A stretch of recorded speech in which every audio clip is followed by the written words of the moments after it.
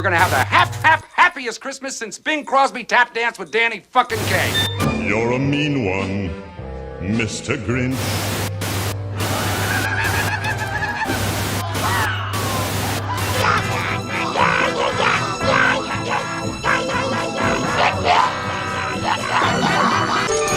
Welcome to the party, pal! This is Video Store Clerks. Welcome to the store.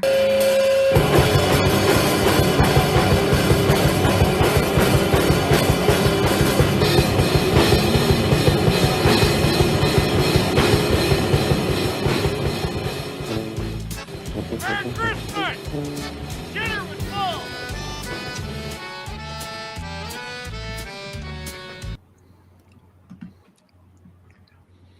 Oh, what's up, everybody?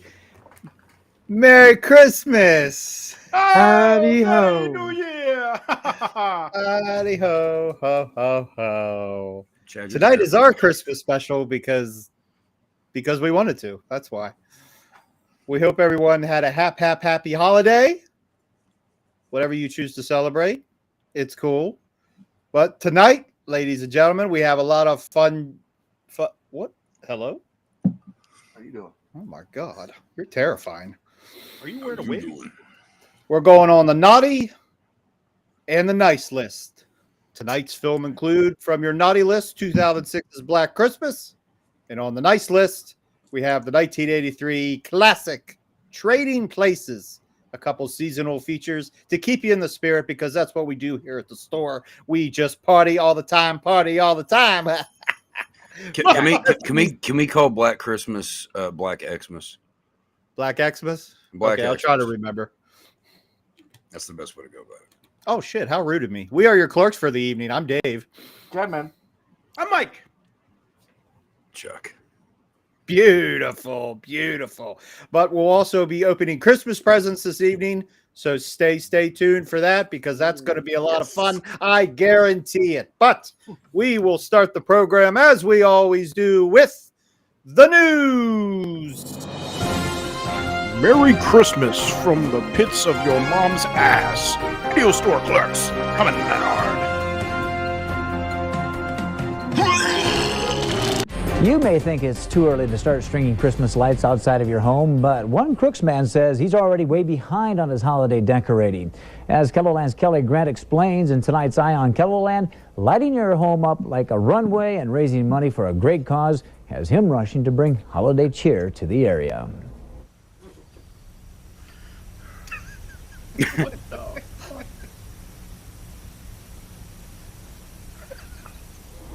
All right, we apologize for that. That was the wrong video. We hope to bring you that story. We're going to take a quick break and then hope to bring you that story. That was great.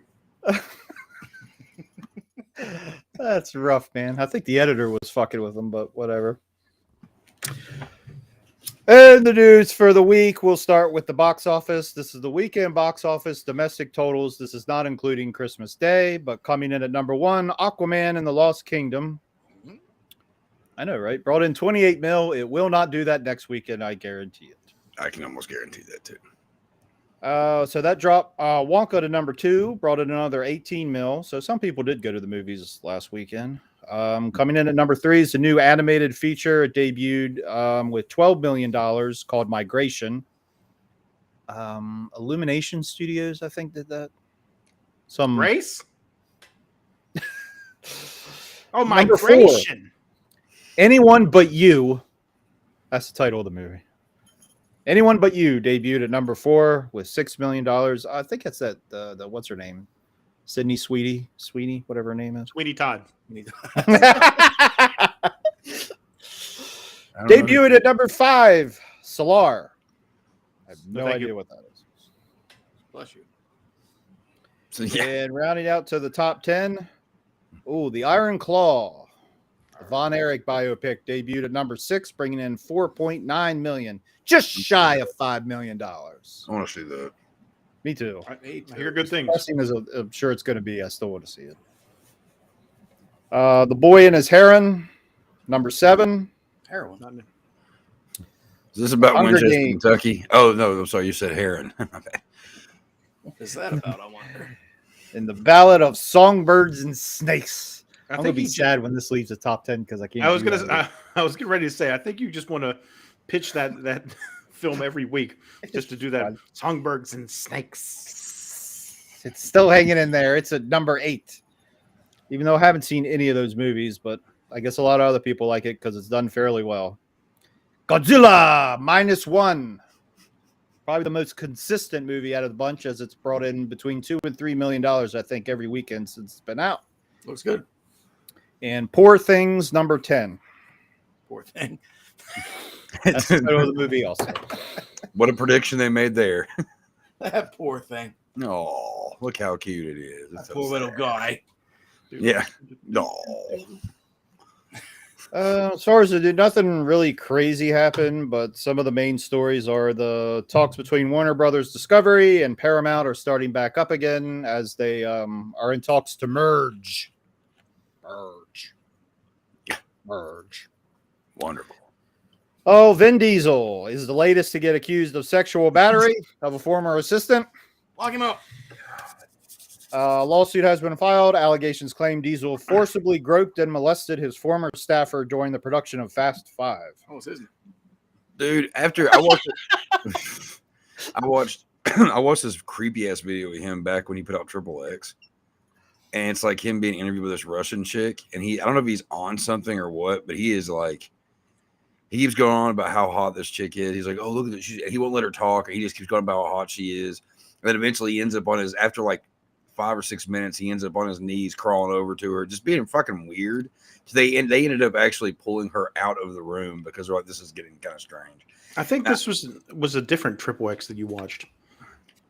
No, it was Vin Diesel, goddammit. I've seen the other one too. You know, the porn. Was he on his knees then too? I'm not a Vin fan. I've never liked him. I've always thought he was a douchebag. The accuser said that he did try to Pacifier. What? He did try to penetrate her, but it was fast and furious. That's not a button. Look at that. We teamed up on a joke and didn't know it. Yeah, whatever. That was a joke. Merry Christmas. In other news, Charlie Sheen was reportedly assaulted in his home by a neighbor, resulting in the neighbor's arrest for assault with a deadly weapon. Man, karma How many sucks. people, as soon as they read that headline, thought it was Rose?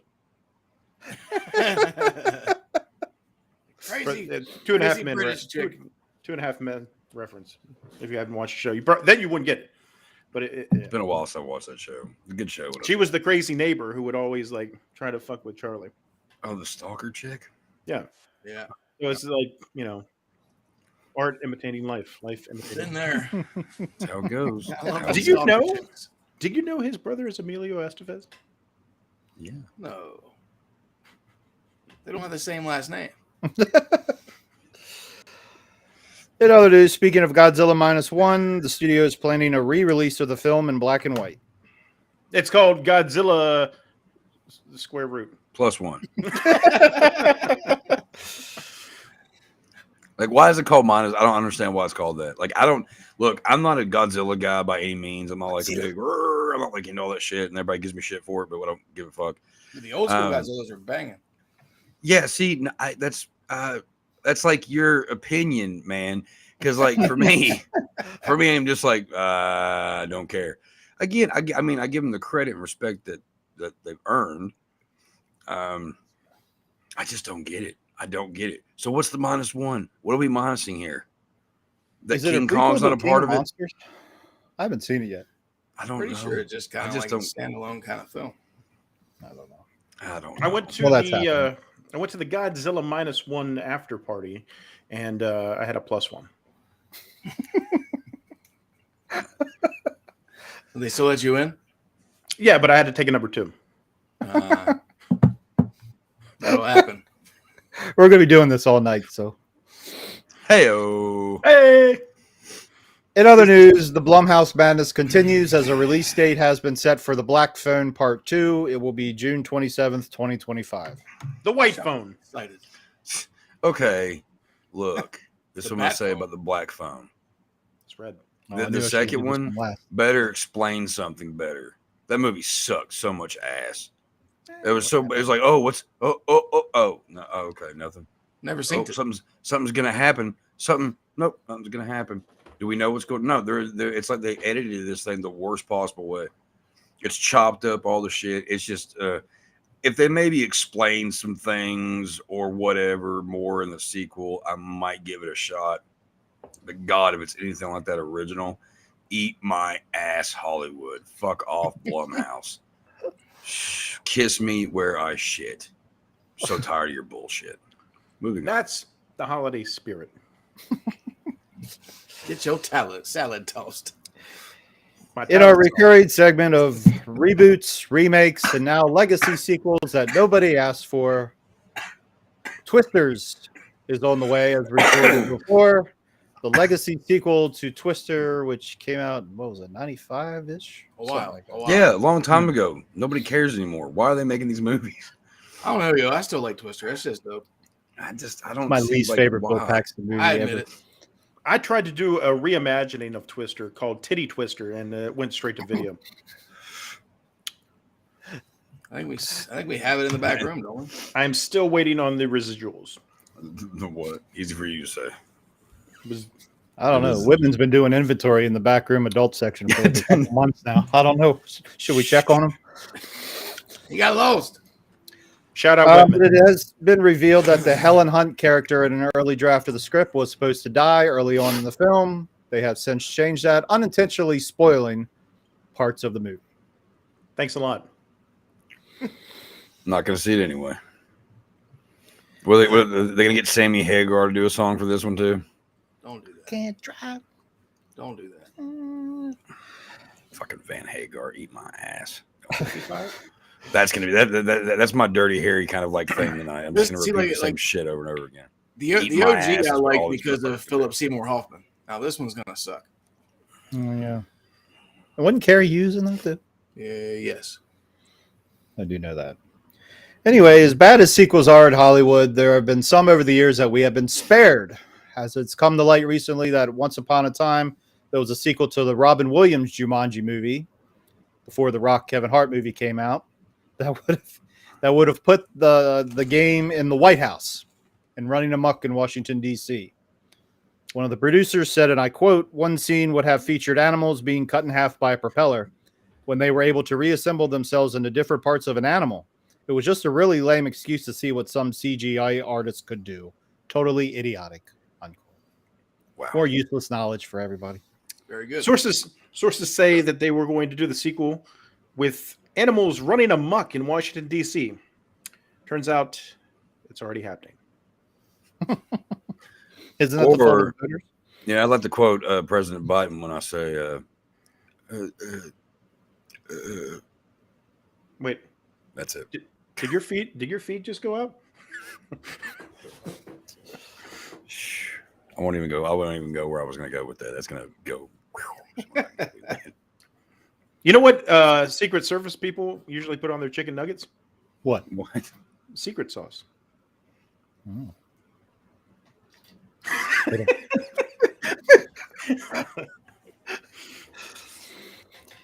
And the director of Killer Clowns from Outer Space hopes to bring it back as an 8-part miniseries for streaming, continuing the story of the original characters and introducing new talent. The potential series would explore the clown planet and feature clown animals, expanding the universe and offering many, many more new possibilities. That's what I'm talking about. See, that's good stuff. Nude possibilities? We could go. We can go on with that forever. I'm cool with that. I'm okay with that. We don't need this Twister bullshit. Nobody cares. We don't need all this other shit. We just need that. We need the killer clowns. As long as they don't do the clown CG. Oh, they don't do shit like that. Oh, that is something. That's why new shit scares me when it comes to old shit. Yeah, I didn't even think about that aspect. Nope. Now I'm afraid again. Thanks, Chad. You're welcome. I gave you the fear. I had a little bit of hope, and then you took it away. So thanks, Santa. Too much anyway. Now he has the fear. And lastly, let's wish a happy 50th birthday to The Exorcist, which came out on this day 50 fucking years ago. God. It is, yes. Happy birthday. Happy Boxing Day. I almost forgot. Oh, yeah. And that's it. That's the news. Feliz cumpleaños. let's get to our naughty list. As we're talking 2006's Black Xmas, written and directed by Mr. Glenn Morgan. This was my first time seeing this movie, ladies and gentlemen. Oh, okay. Yeah, I'm not shocked at this point. Chad sold me on the cast. I was like, "Ooh, how you doing? What's up, ladies?" It's funny you mentioned that because one time I went to the doctor for a broken arm and he sold me on the cast too. Keep it going. All right, Nasty. This is one of your favorites, isn't it? Chuck needs to have a drum set nearby so we can do a rim shot. And I'm talking about the rum. We might be, in the future, we might be able to plan that. Yeah, no. Black Xmas, as a lot of people prefer to call it, and it's kind of originally just Black Christmas, and then as time has gone by, it's just made its way to being Black Xmas, like the cover down there says. Which I'm pointing to my monitor like anybody can see it. You can see it on the screen though. Anyway. To your right. I think, yeah. It's what? Yeah, there, over there. See. Anyway, the original is one of my favorite movies of all time, and being the fact that the original is because the original was kind of like the beginning of the slasher. It's creepy as fuck. It's got interesting characters and all that fun shit or whatever. But it had gory moments, but it wasn't really that gory. And there wasn't really that much of a backstory to what's going on in it. And in Black Xmas, they kind of take it to, they take it to a level where they do bring the gore. They do bring a little bit more into the story of what's going on and everything. To actually give a little backstory of what the whole movie's about. Is it's a sorority house that used to be the home of what would be a horrible killer known as Billy. And and Billy Lynn. And he basically comes back home after being locked away and after killing his mother and all this shit and wreaking some havoc. And even though that Black Xmas isn't a direct, it's not really a sequel. It kind of plays off like a sequel. A reimagining. It's a reimagining completely. But it doesn't, because it still tries to stay with pretty much the same points that the original had. Certain moments, with old girl getting, too damn drunk, she has to go lay down, all that shit. Like all the creepy, just like the whole, and plus that they also kind of mention how Billy, like they have a present for Billy every year under the tree. And so they make it to where it seems like it's more of a sequel than it is a reboot or reimagining or whatever the fuck you want to say. But I love this one completely because it is so sinister.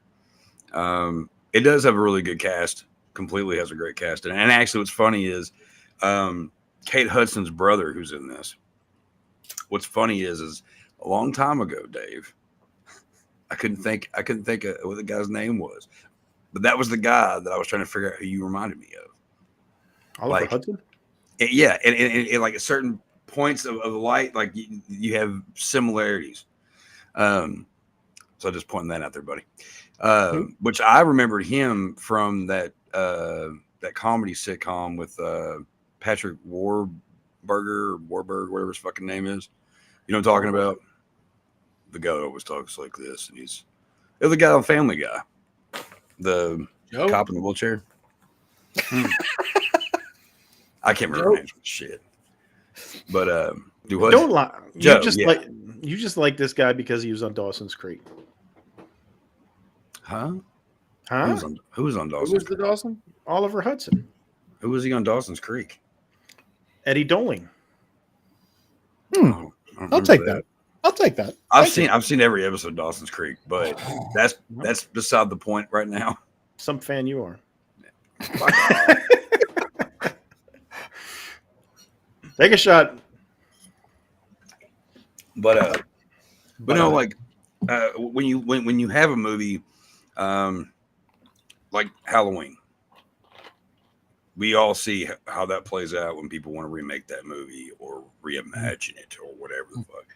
Yeah, doesn't usually work out. And in this case, Black Christmas, came Black Xmas with what actually kind of worked. It gave us a little bit more.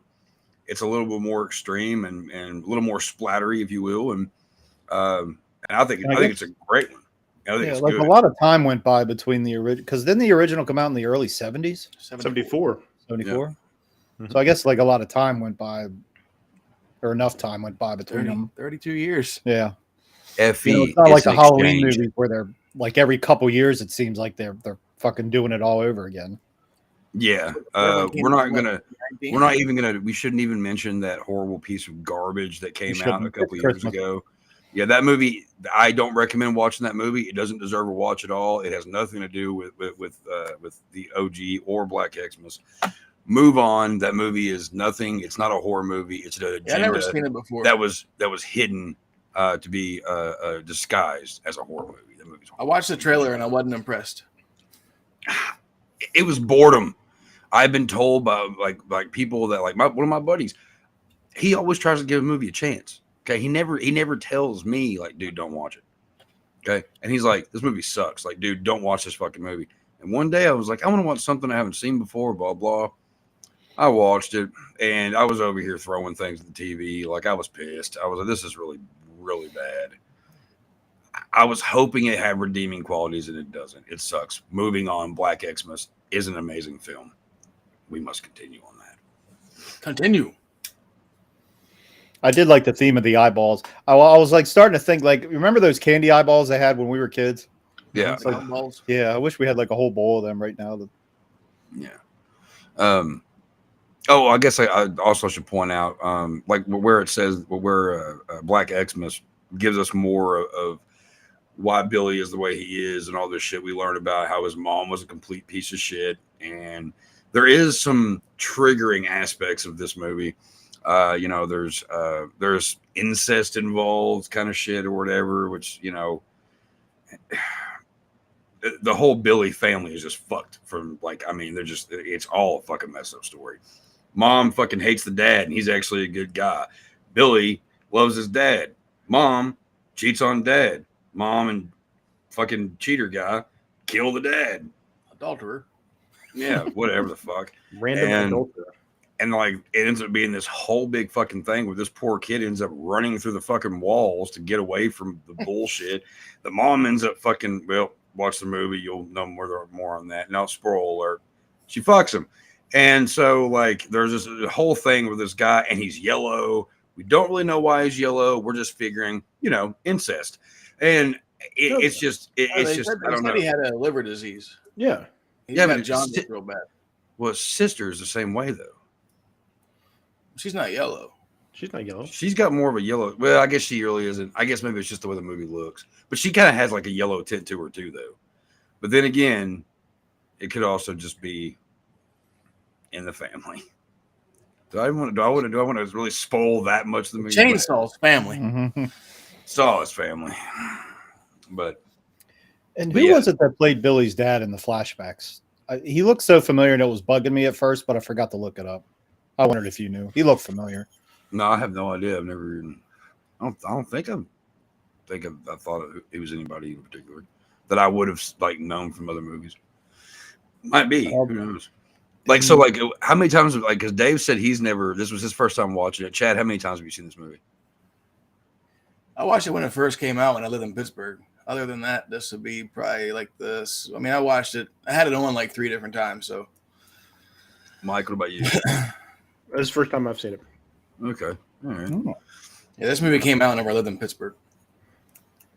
So we all checked it out, living in the house of weenies. Nice. I like it when we do House this. Ramrod. Like sometimes it's a movie somebody or a couple of us haven't seen before or seen in a long time. Oh no, I'm glad that because I wanted to specifically mainly touch on us talking about this movie because I don't think it gets enough love. And I'll be perfectly honest. When this movie came out, I didn't want to give it a fucking chance. Did not want to give it a chance because Black Christmas. I mean, it's the ultimate holiday slasher creep fest. I mean, the movie's creepy all the way through it. So I didn't. A remake. I don't even remember it coming out. Well, it was the early 2000s. Like, yeah, because it kind of came.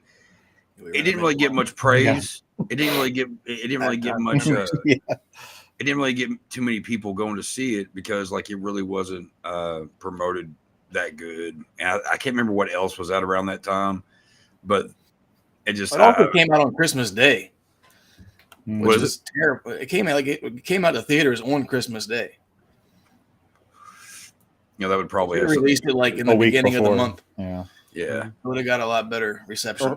Or October, But I actually, when I started giving remakes and stuff more of a chance, our old buddy Whitman used to own a little like secondhand store kind of place, comic books, everything from comic books to old Halloween stuff, all kinds of shit. And I would always go in there and look through his movies that he would have out there. And he had a copy of Black Xmas that just sat there for fucking ever. And I just was just like, and at the time, it was one of those, man, I need more horror movies. I need to build my collection up, And I'd bought just about everything on that rack that had been there forever. But Black Xmas was like just sitting there staring at me. And I was like, man, I feel like I need to buy this fucking movie. So I bought the movie, went home, watched it, and I found myself loving it. And I didn't want to admit that I loved it. So I watched it again with some buddies like a week and a half later. And I was like, yeah, I fucking love this movie. This is bar none one of my favorite fucking movies. And I've watched it every Christmas for the past fucking, I don't know how many years. Goddamn, beyond 10 years at this point. Yeah. So it's a good one. And anymore, like, I think I should just be at peace with, I think it's a horror cliche now. Movies that have empty hospitals. Like anymore, it's not even bugging me anymore like it used to. It always used to bug the shit out of me, but anymore it's like I just go with it. And this movie, like, I don't know, I thought it was all right. I thought it was fun. It's one of those movies where you just gotta go with it. I mean, like, it's a fun movie. That's what I've always said about it. It's one of my favorite fun horror films because it is like you can't take it too serious. There's moments where it's like throwbacks to the original, things of that nature. The acting's not horrible. Like I said, the gore's really good. Like, yeah. But calm down there, buddy. Calm down. Simmer down now. Jesus Christ. Lord. So like because where I'm the huge fan of this fucking movie and you all really had never seen it before. Like, I'm gonna shut up now. What wasn't Mrs. Mack in this one? Wasn't she in the original? Pretty sure. Mrs. Mack, the house mom. Yeah. Yeah, she was in the original. She was the girl with the glasses, right? Bro. Yeah, I knew somebody in this movie was. Which also original. Makes it. Somebody else is old enough to be in the original, so I figured it had to be her. Because the original was like a When Stranger Calls kind of thing, right? The call is coming from in the house. I mean, Black Christmas was the originator. You don't really see Billy in the original too much. No, which is why it's more of a scary movie, where it has more of, like I said, the creep factor, and this one's just a straight up like good old slasher film. See, for me, I like the original way better. Mm-hmm. This one had a lot more deaths. Like I think there was only like 7 kills in the first one. And then this one had, I think it was 18 or something like that. Was there that many? So the kill factor went way up in this one. The only thing that I didn't care for the backstory shit as much. Like, to me, it was kind of like Rob Zombie's Halloween 2 and like Halloween. Like, they just had too much. Like, I mean, I think that's what made Billy more interesting was the fact you didn't know a whole lot about him. And the fact that I'm kind of supposed to believe that Agnes has lived in this house the whole fucking time is kind of like. Got out. She just got out of the. She got out of the thing too. Oh yeah. So she got out right before Billy.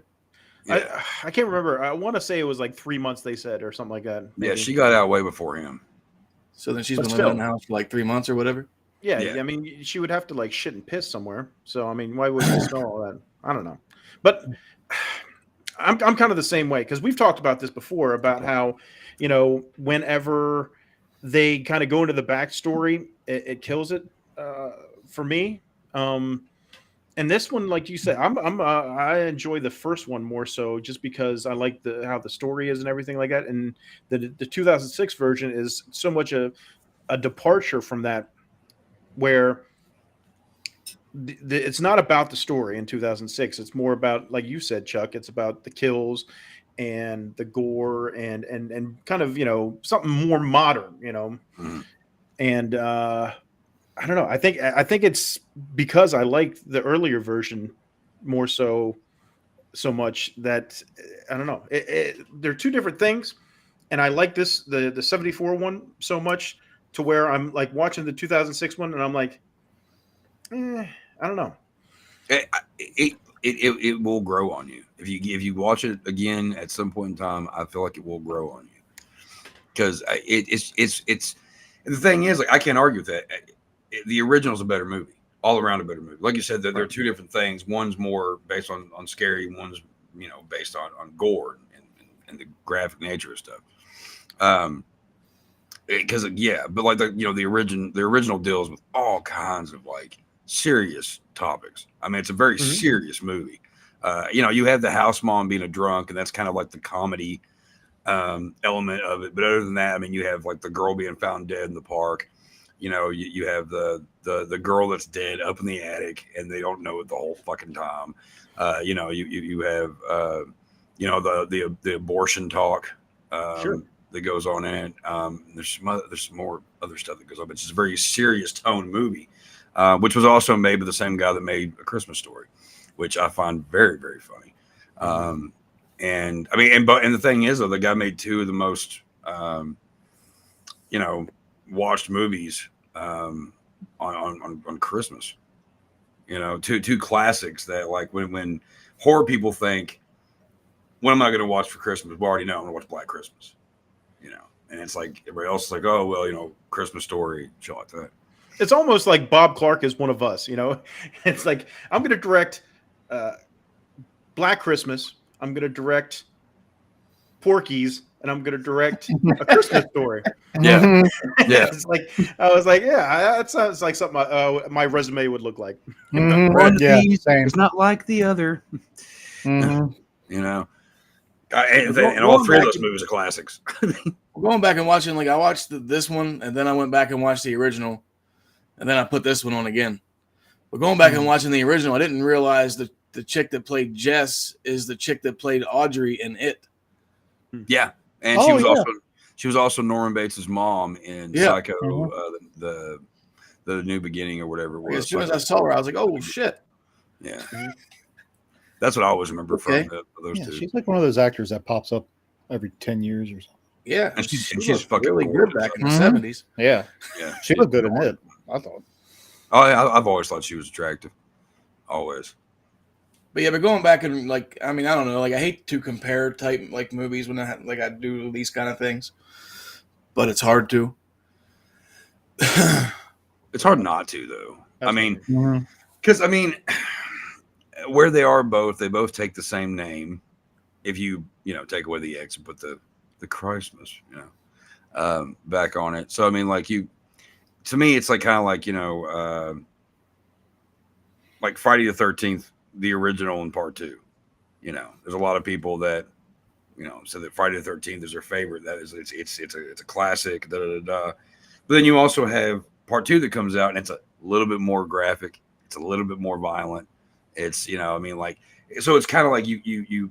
It's hard with a movie like this because they are completely night and day when you look down at it. It's like they both have the same foundation, but two differently structured things above it. Yeah. One thing that I like about this movie, the one thing that always catches me in the movie is the complete, like, the way it just looks. I mean, it's a ritual with me every year. I have to have my Christmas tree going, and I have to sit there with it lighting up just like it's lit, like like the Christmas trees and all the Christmas colors lighting up throughout the whole movie. It's such a bright, such a color filled film. It almost could give you a like an Argento kind of feel to it. Watching this one because of how many all the colors are always there. I think just like the movie itself just looks really good. I love the cinematography and shit, and the angles that he used are great. Yeah.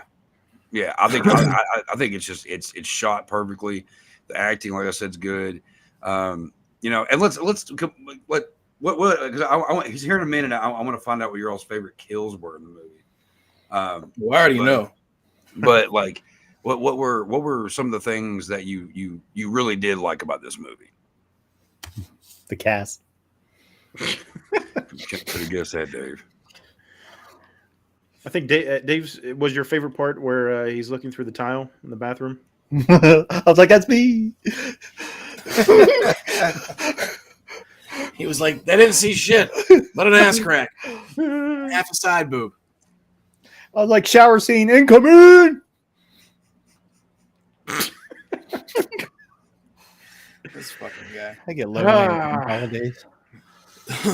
I thought some of the like the visual effects with like the eyeballs looked good up until the point whenever Agnes gets her eye removed and just like a white ball on a fucking spoon or whatever. Like that kind of disappointed me because all the other eyeballs looked great. Yeah, I don't understand the whole thing about eating eyeballs. I mean, everybody was missing, and that was the thing. That was like we were saying with the 1974 one. The story is so good, and this one. There's not so much of a story. It's just mayhem. And like I said, it's a departure from the two. It's like night and day almost, because it's like in the first one, they're telling such a serious story. And in this one, it's just Billy's going crazy, or, you think Billy's going crazy. I don't know why they try to like make you think that somebody else is doing it, because clearly we know Billy has escaped at the beginning of the film. So obviously he's tied into it somehow. But like, worst security guard ever. Well, I mean, I know, right? Yeah, really. Not to mention Santa. But I have to disagree with you. I do think there is a story. There's a few, there's just a few stories go on in this one.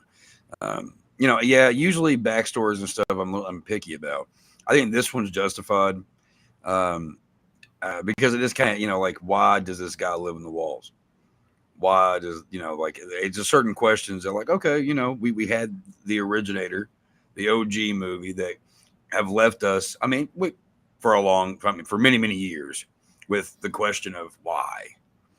And then you have this movie that goes, okay, well, now okay, that makes perfect sense now. And I just think that there's not too many movies that actually do that I'm okay with. Going back to like because you said Halloween 2 and all that shit or whatever. Like Halloween, Rob Zombie's Halloween. I don't want a backstory on that. Now, I like Rob Zombie's Halloween. It was an interesting take on things.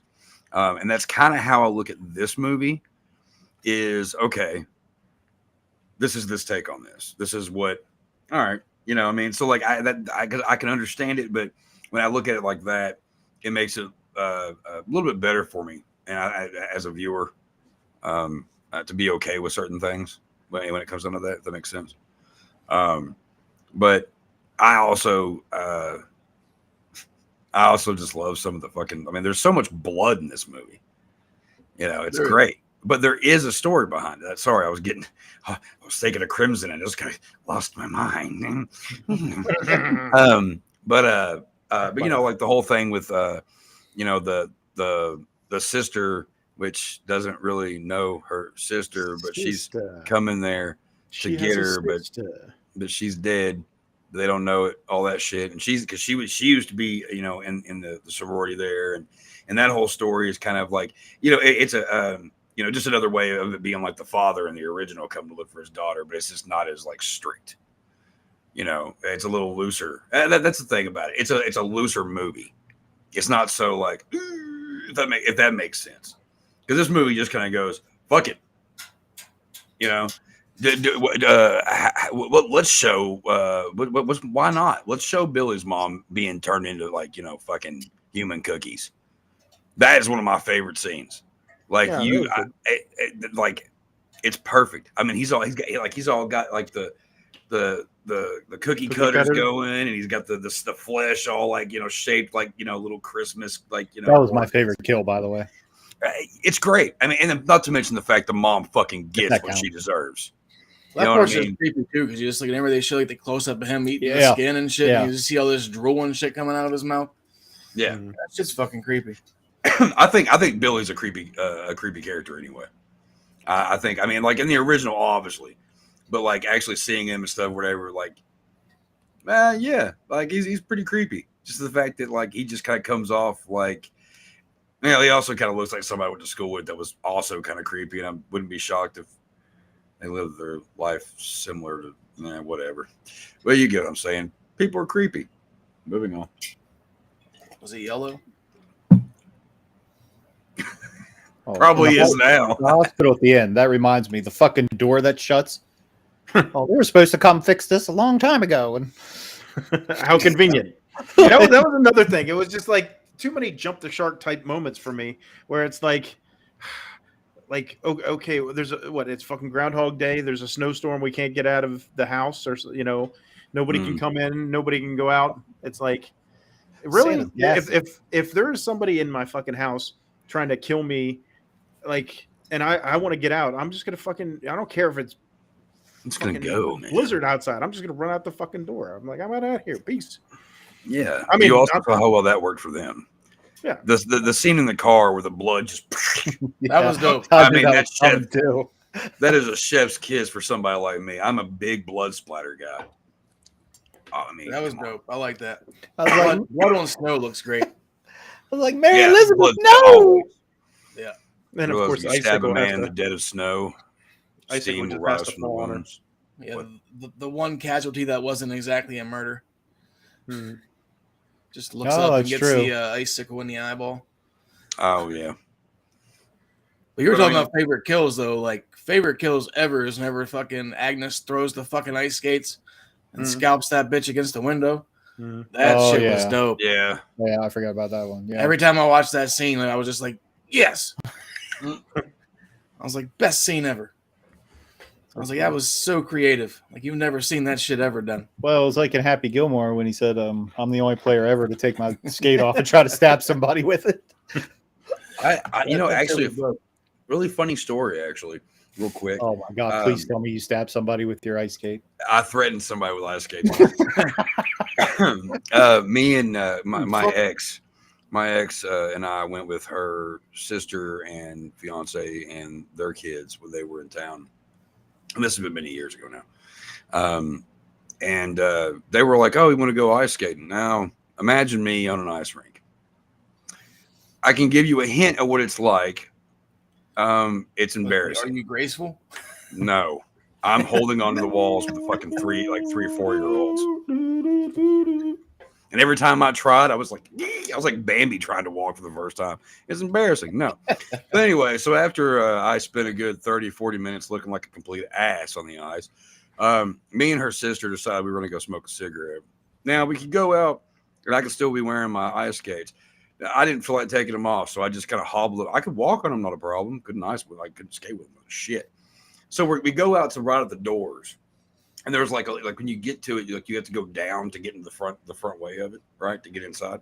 And we're like right there, lit up, as you're walking out the fucking doors. And there's a big wall right there. Now we're blowing upwards, so we're trying not to bother people whenever people are walking in, walking out, that kind of thing. But I'm not going to try to walk these fucking stairs with fucking blades on my feet. Fuck you. I'm not doing that. And these like 2 fellas come walking out, and well, they spoke a different language until they wanted to confront me about it, and then they had no problem speaking complete English. And they were walking up, they looked back and said something. I was like, you got a fucking problem, me, bro? And I was like, I'll take this motherfucker off and slice your goddamn head off with it. And he was like, oh, and his buddy like grabbed him, they're like going upstairs. I'm like, come on, motherfucker. And then her sister talked about it for like days on end after that. It was the look of fear in this guy's face, thinking I was going to like drop kick him with fucking like ice skates on. It was pretty funny, because what's even funnier is I could not get those fucking skates off me to save my fucking life. I was a little bit bigger than I am now, and as soon as I get this off, I'm gonna no kill you. Yeah. As soon yeah. as I get this damn skate off. Yeah, so like him actually picking a fight with me would have been hilarious if it would have went through. Because I can't promise I would have won. I'd probably been put in jail for murder, but I'm just worked picturing out. it. I'm just picturing it now. It's like, you want to go, motherfucker? I'll take this skate off and slash your fucking head off. And That's fucking, pretty like, much you get how all that fired went. up and like, and then Chuck goes, whoop, and fucking just slips backwards, cracks his head on the ice, and knocks himself out. Oh, and then I blew smoke in his face too. That was the other thing. Is like I completely just I was like, oh, and he was like, because he said something about smoke, and I was like, you got a fucking problem, man, blah blah blah, all this fucking shit. And then and after I threatened to like cut his head off, I took a big drag on my cigarette and went, and then like, his buddies went running. So. He's like, this is a church. You can't be smoking here. Chuck's like, you got a fucking problem with me smoking? Oh no, it wasn't a church. It was a youth center. No, man, that makes more sense. It's a family-oriented place. It was good that I was there. That they don't need assholes like that there. Yeah. So anyway, I just thought it was a fun little story, So yeah, Maybe they learned English from the Police Academy movies. maybe and I didn't mean that's why they were assholes. They were just assholes for being human and being in my way. They could have been any color, any race. I just want to throw that out there. It didn't matter. They were assholes. That was that. Black Christmas, Black Xmas, moving on. Great movies. And the segue into the great movie. now why is it on IMDb? It calls it Black Christmas, but it doesn't have the X. It spells out Christmas like normal. It's something that like I was saying a minute ago. That's why I got It just kind of happened as it's gotten, because it's gotten a little bit of a resurfacing with like fans. It just kind of turned into Xmas. I think it had another title as well. But it even says on the front of the original had another title too. But because I must have asked Chad 3 or 4 times to make sure I was watching the right movie. Because on the poster art, or even the picture here, where it has black and has the red X, so it says on like the art. That's actually the cover I have. Well, mine says unrated underneath it, but yeah, right. And I was happy when he said it was the one with the sorority sisters. Well, they did. As soon as I told Well, you the were original, Atlanta, I mean, shit, you were sold.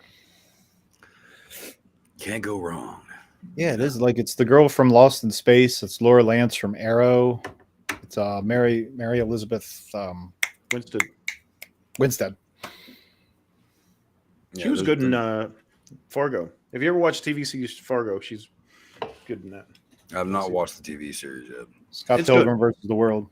Yeah. But Death Proof. Oh yeah. Yeah. I haven't seen that in a long time. I just think that when it comes down to, because like this movie's not boring. It's pretty much it's fast. boom. Yeah, It's a good pace. You never feel like you're bored. It's the original has a slow pace, but it's not like it doesn't like drag slow pace. But this one is just boom boom boom, and that's also kind of almost a problem because there's so much that happens in a short period of time. Yeah. Like the boyfriend, in the bedroom and all that drama, like, oh, why are you here? And then find out, sex tapes and shit got released and all this shit. And he's like, fuck you. Oh, bitch. yeah. It so reminded me of the sex tapes from Mallrats with Ben Affleck. Kid? Yeah. Call me Joey. Call me Joey. Horrible. That's what I just kept thinking. I don't know. I'm sorry. But, that was another thing. I don't think I like, with the first one, it happens over the span of a couple days, so you can get a little bit more of a burn out of it. But like with this one, it's like boom, everything's happening so fast. It's like, what the fuck? I feel like it's just how audiences changed in the 30 years. Most audiences they want those teenagers to go in or whatever to get that big weekend, and everything's boom, boom, boom. Yeah. Well, I mean, I think also they were just trying to not have a horribly long movie, and still try to fit certain elements from the original. You know what I mean? Mm-hmm. To give, like the boyfriend aspect, but they didn't want to go into, oh, well, there's all this other drama, so we'll drop this drama all in this scene with that, so we can cover that aspect. So he's a suspect. Even though we already, like you stated, Mike, we already know who the killer is. I know, right? What's up, Dogsy? Merry Christmas. So, I mean, like, I lost my train of thought. I don't know. I know you really love this film. I just don't want to shit all over it. I'm just a bigger fan of the original. So and as am I. I mean, like I said, I mean, I religiously watch both movies every year. I mean, I had a double feature night last night, and I was very excited about it. It was just me, myself, and the dog, and we had a good time. Well, and the whiskey, but like I just think it's a fun one. You know, if you want, you can go. It's like, oh, I kind of want to watch. Like, it's Christmas time. I want to watch a horror movie. All right.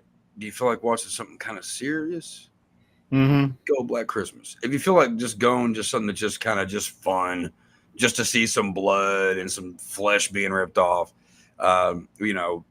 check out Black Xmas. That's the way I look at it. I think it's it falls into that reimagining category where it fucks you up, because it's like, I can go and watch like Santa's Sleigh, and I can watch other Silent Night, Deadly Night, and shit like that, and enjoy it for what it is, because I go into it and I'm like, oh, this is going to be fun and wacky, and there's going to be comedy and death and gore and all this, and I enjoy it more, as opposed to whenever I sat down and watched this. I guess maybe it's just me, but I try to, the comparisons to the two films, it's like, I don't know if it fucks with me, where I'm just like, I already like this, and now I'm watching this, and it's similar, but it's different, and I don't know if I like it, so it fucks me up, as opposed to me just being able to go in and be like, okay, let's have fun.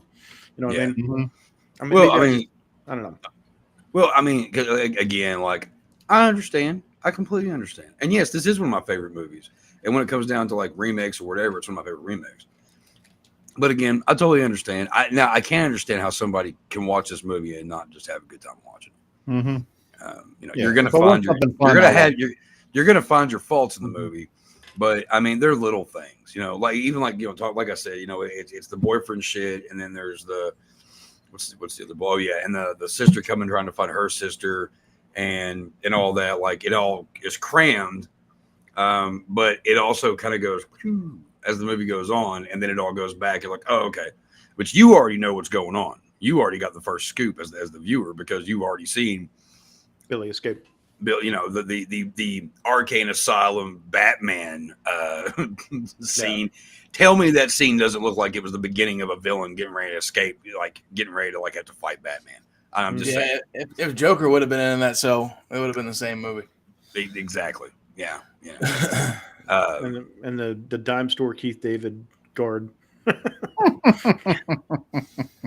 Yeah, but there's a lot of killer scenes in this movie. That dude's in everything. What dude? Security guard guy. I've seen him in so much shit, and really? I couldn't even like really pinpoint what I've seen him in. I just know he's been in a lot of shit. And then I looked him up, and he's been in a lot of shit. You've been in a lot of shit. Proven. Like, he was in episodes of Arrow, Smallville, fucking everything. Going way back. But some would also say the Black Christmas, like, this one, Black Xmas, is almost like the WB version, with an edge. You know what I mean? Like, it's because it still has, because it has that, it has that, Last House, or I Know You Did Last Summer, or Scream, Urban Legend, that kind of feel to it, which gets clumped into that whole WB thing, which doesn't mean WB had anything to do with it. It's just how it kind of comes off a little bit, But I think it's a killer movie. I think that everyone should watch it. And personally, I don't get how anybody, I don't know how anybody couldn't be a fan of this movie. But the original is the original, and it is the best. So, The only thing that killed me with this movie, though, is whenever they're up in the Agnes and Billy's in the attic, and then fucking Kyle's just like, let me go up here and see what's going on. And I'm like, you're about to die, bro. Then he gets snatched up like a fucking toy in a claw machine. And then I'm like, yep, there he went. There you go. See, that's I would have caught the house on fire and been like, fuck it, we out. So that's another thing that was like, this one didn't, you only know so much about the characters. In the first one, you get a little kind of like a better idea of who these characters are without going crazy. I mean, you get a little bit more, because of the whole, pregnancy abortion thing, I'm sorry, abortion thing that's going on and all that shit with what's her name. But, you do get a little bit more of those people. But in Black Xmas, it's just kind of like, okay, they're all disposable. They're all disposable. You don't care about any one of them. Okay. You don't like, we don't want you to like them. We don't want you to feel sorry. We just want you to enjoy the gore in their death. And they all look similar, so they're kind of interchangeable. True. Well, it's like, because also, like, in this one, compared to the first one, like, you don't really see him too much. And then in this one, you kind of get a little bit more look of him. And then the backstory and how, like, according to, like, some of the, the Kyle kid or whatever, like, he even says, like, he's, like, a local legend from just being fucked up whenever they did catch him after eating his mom and all that shit. Yeah. So, like, he's about to fuck some shit up, and he's not all there. Yeah. It's the only chicken is the closest thing we could find, tasting just like dear old mom used to. Yeah, that's right. Yeah. It's like Glenn Morgan took Yellow Bastard from Sin City and put him into People Under the Stairs. I mean, yeah. Yeah, that's the vibe I get to it, because I'm like, oh, he's like Yellow Bastard, and then he's going through the walls, and I'm like, oh, People Under the Stairs.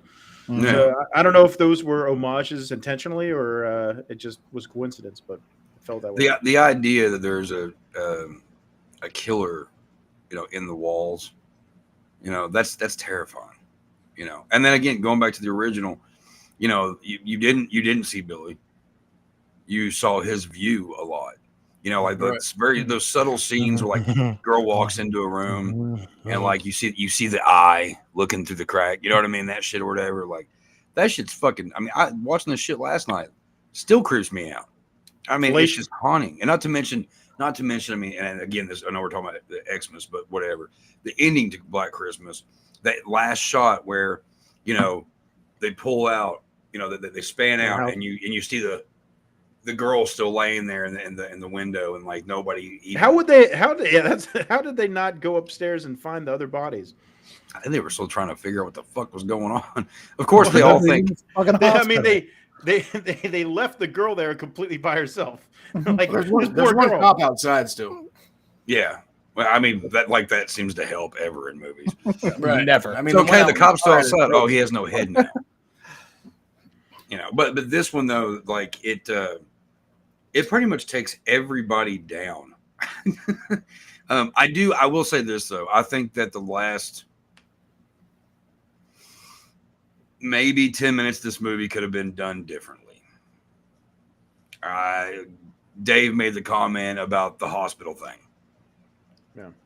They could have changed it. Now I do like how old girl fucking died though. I always love a good penetration.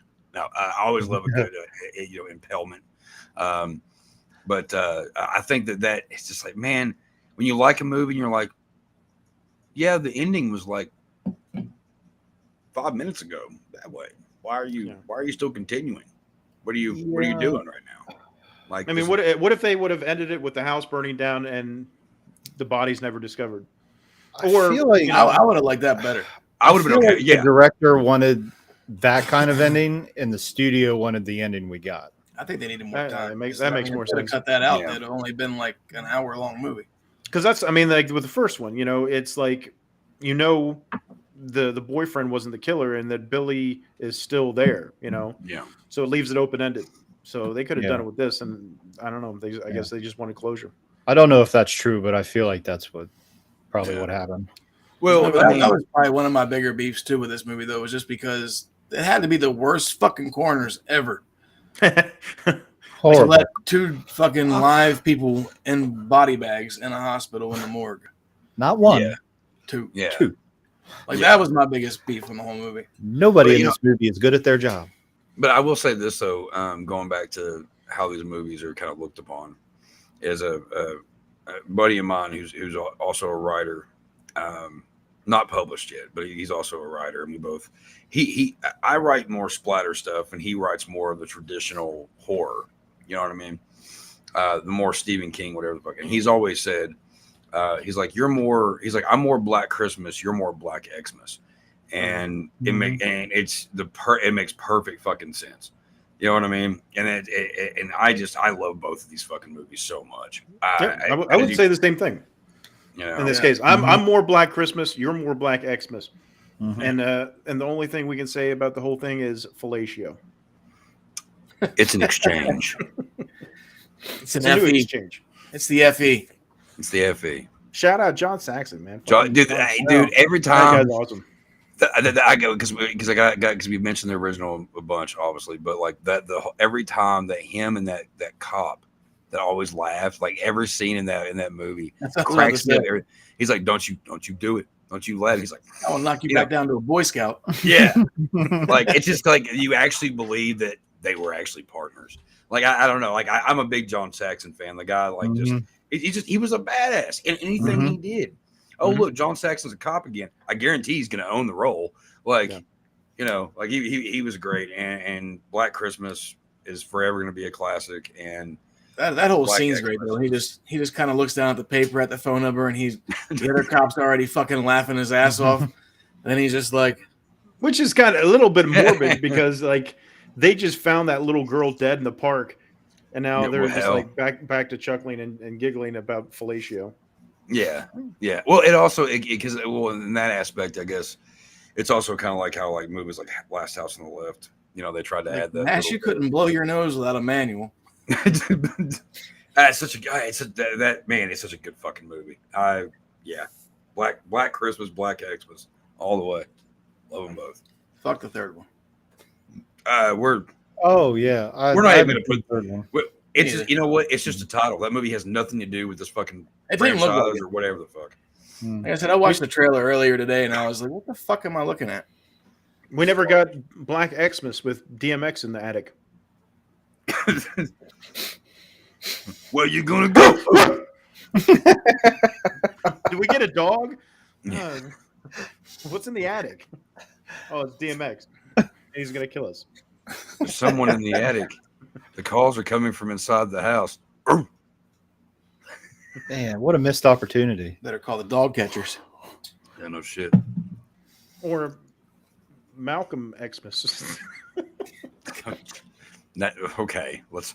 I don't know about that one. The one thing is that I've noticed that we've came a long way on since the original was made was tapping phones, because they couldn't tap phones. Oh my god! Yeah, I was like, yo, being that guy trying to trace the call. He's like fucking running around in circles in a goddamn telephone. Fucking. See, and keep him on the line.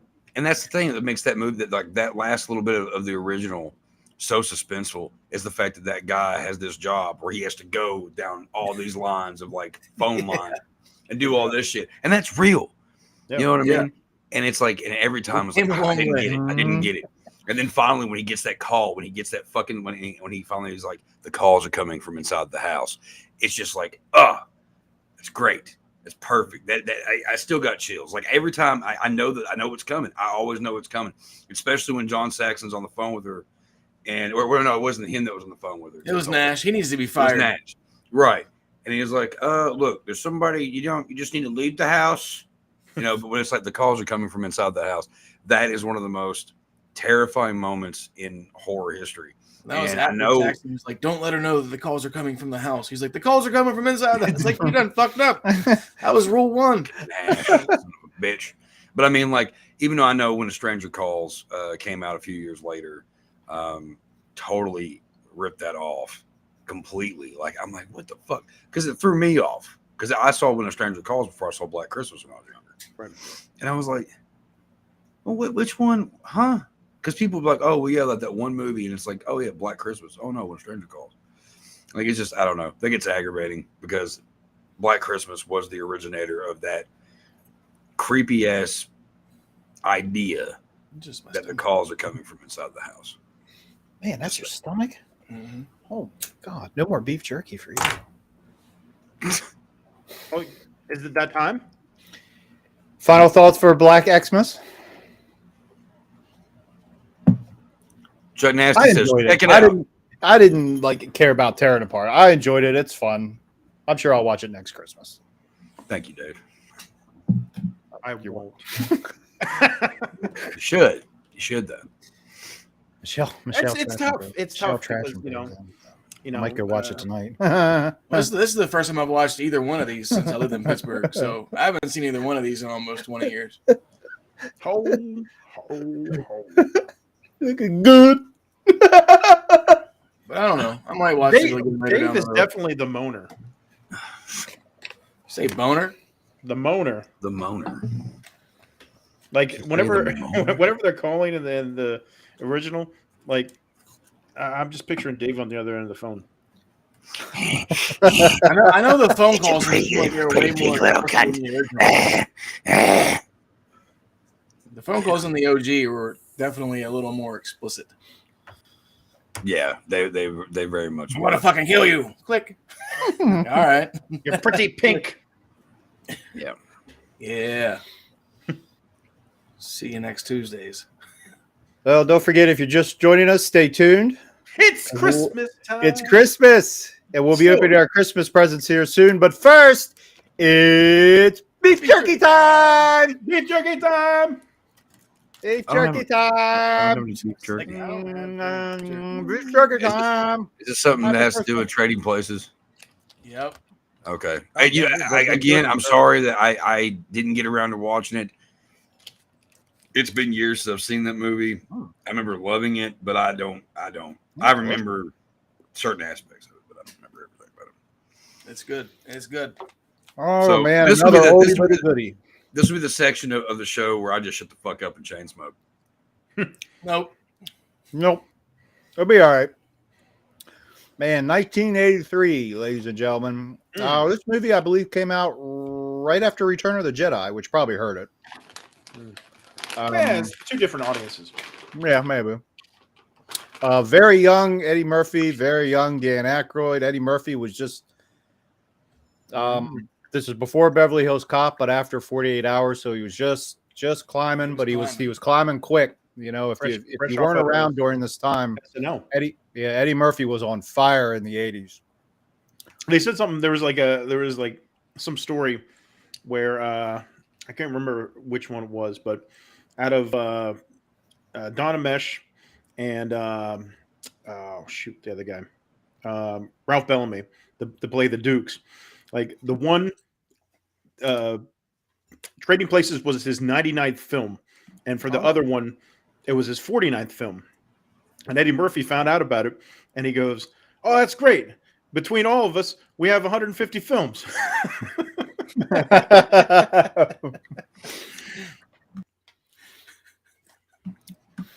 And Dan Aykroyd had already done Blues Brothers, but he was still kind of trying to come into his own. A movie that I love, Dr. Detroit, flopped. I love that movie, though. Never seen it. Most people haven't heard of it, but check it out. What is it? Dr. Detroit. Thank you for coming to the store. Yeah. I don't watch movies. You have to excuse me with my manager. He's losing. Similar characters, though, in Dr. Detroit and Trading Places. I think he's kind of a rich kid, stick up his ass kind of thing. Yes. Directed by John Landis. Poor John Landis. What an interesting career he had. I think this was after the Twilight Zone thing. Yeah, it was. Yeah. Right? Yeah. Mm-hmm. Yeah. Hey man, I couldn't imagine being a director after all that Twilight Zone shit. I'd have like some PTSD shit, which I know he did too. But I'm sure. No, but like he said, he would never work in certain conditions or with certain props ever again after that, which I completely understand. If you're not familiar with what we're talking about, Twilight Zone suffered a complete tragedy back in the day, and 3 people were beheaded, 2 children and a man. I thought a helicopter. Apparently, those children were working illegally. Yeah. Yeah. And I think they went on for years and years. Yeah, it was a crazy trial. Yeah. But during that time, he did this movie. I think he also directed Thriller, Michael Jackson's Thriller. Mm-hmm. One of the greatest music videos of all time. Yeah. Twilight Zone. Interesting career. The Twilight Zone thing happened in '82, so it was all this was happening right around the same time. like right back to back to back. Didn't John Landis do American Werewolf in London? Yeah, I believe That's what I thought. Yeah, that was the reason why Michael Jackson asked him to do Thriller, because the only movie he ever saw was that movie, which is one of the greatest werewolf movies of all time, and probably one of the best transformations I've ever seen. But and he also worked with Eddie Murphy a couple more times. Coming to America, Beverly Hills Cop 3. I like Beverly Hills Cop 3. People give me shit for that, but that one I've always loved. It's fun. Yeah, it's a fun one. It's not a great one. It's a fun one. I still like the second one. I think I mentioned on this before. There's some sequels that people don't enjoy because they're sequels, but there's so many that are, once you have the characters established and you have that chemistry, I think it just rolls better sometimes in the sequels. Because it's like, Eddie and Taggart and Billy can just play off each other. Billy, why does that keep coming up? Everybody's named Billy. Everybody, Billy. I'm telling you. We were just talking about this the other day. Billy in Black Christmas. We got Billy in Silent Night, Deadly Night. We got Billy in freaking Gremlins. We got Billy everywhere. Billy and Scream. Billy's just all over the place. I just Billied all over the place. Just a bunch of silly Billies. There's so much Billy everywhere. That was weird. I'm sorry. Yeah, I didn't like it. Back on the naughty list. Weird. You do. And also a very young Jamie Lee Curtis that at the time was trying to get away from horror movies. And this movie was a big part of her succeeding in that. This beef jerky succeeding. Delicious. This is delicious. She didn't show her tits until she went legit. What? Huh? Just called Wanda was always a good and one. Scream, remember? Fucking. Oh yeah, Fish Got Wanda. Right. Stu is like, they're watching Halloween and he wants to see Jamie Lee's tits. And what's his face? Jamie Kennedy's like, you don't see it till Trading Places in '83.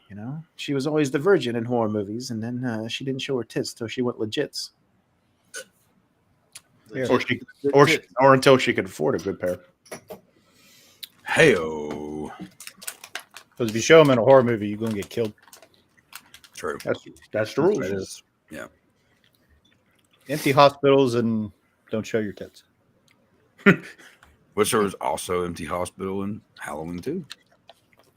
Yes. Man, the original. Take this from me. God damn. Good shit. That beef jerky's No delicious. one told me to get beef jerky. No one told me to get beef jerky. I'm beef really jerky time. Feeling kind of beef jerky time. Out of a loop, guys. Merry New Year! That's definitely my favorite scene in the whole movie. The whole scene on the train. Yeah. Oh, it didn't work. It works on Mike's screen sometimes. What happened? I swear to fuck, if beef jerky hits me in the head, that's it. What? Give me some jerky. Yeah. And if that works, we have to talk about other things you can pass through here. But anyway. I'm gonna eat this. We have talking about beef jerky real quick. We have here in Kentucky, we have some of the best beef jerky called it's Mingy Brothers. Jesus, called Mingy Brothers, and it is like one of the most amazing flavored beef jerky you can get. Did you just fart? He did. We're live. Woo! And now, Chad, tell us. Tell us now. Was that a bad one? Could you taste that, Chad? Or were you lucky enough to have the beef jerky covering it up? No, my room smells delicious. It smells like blueberry pancakes.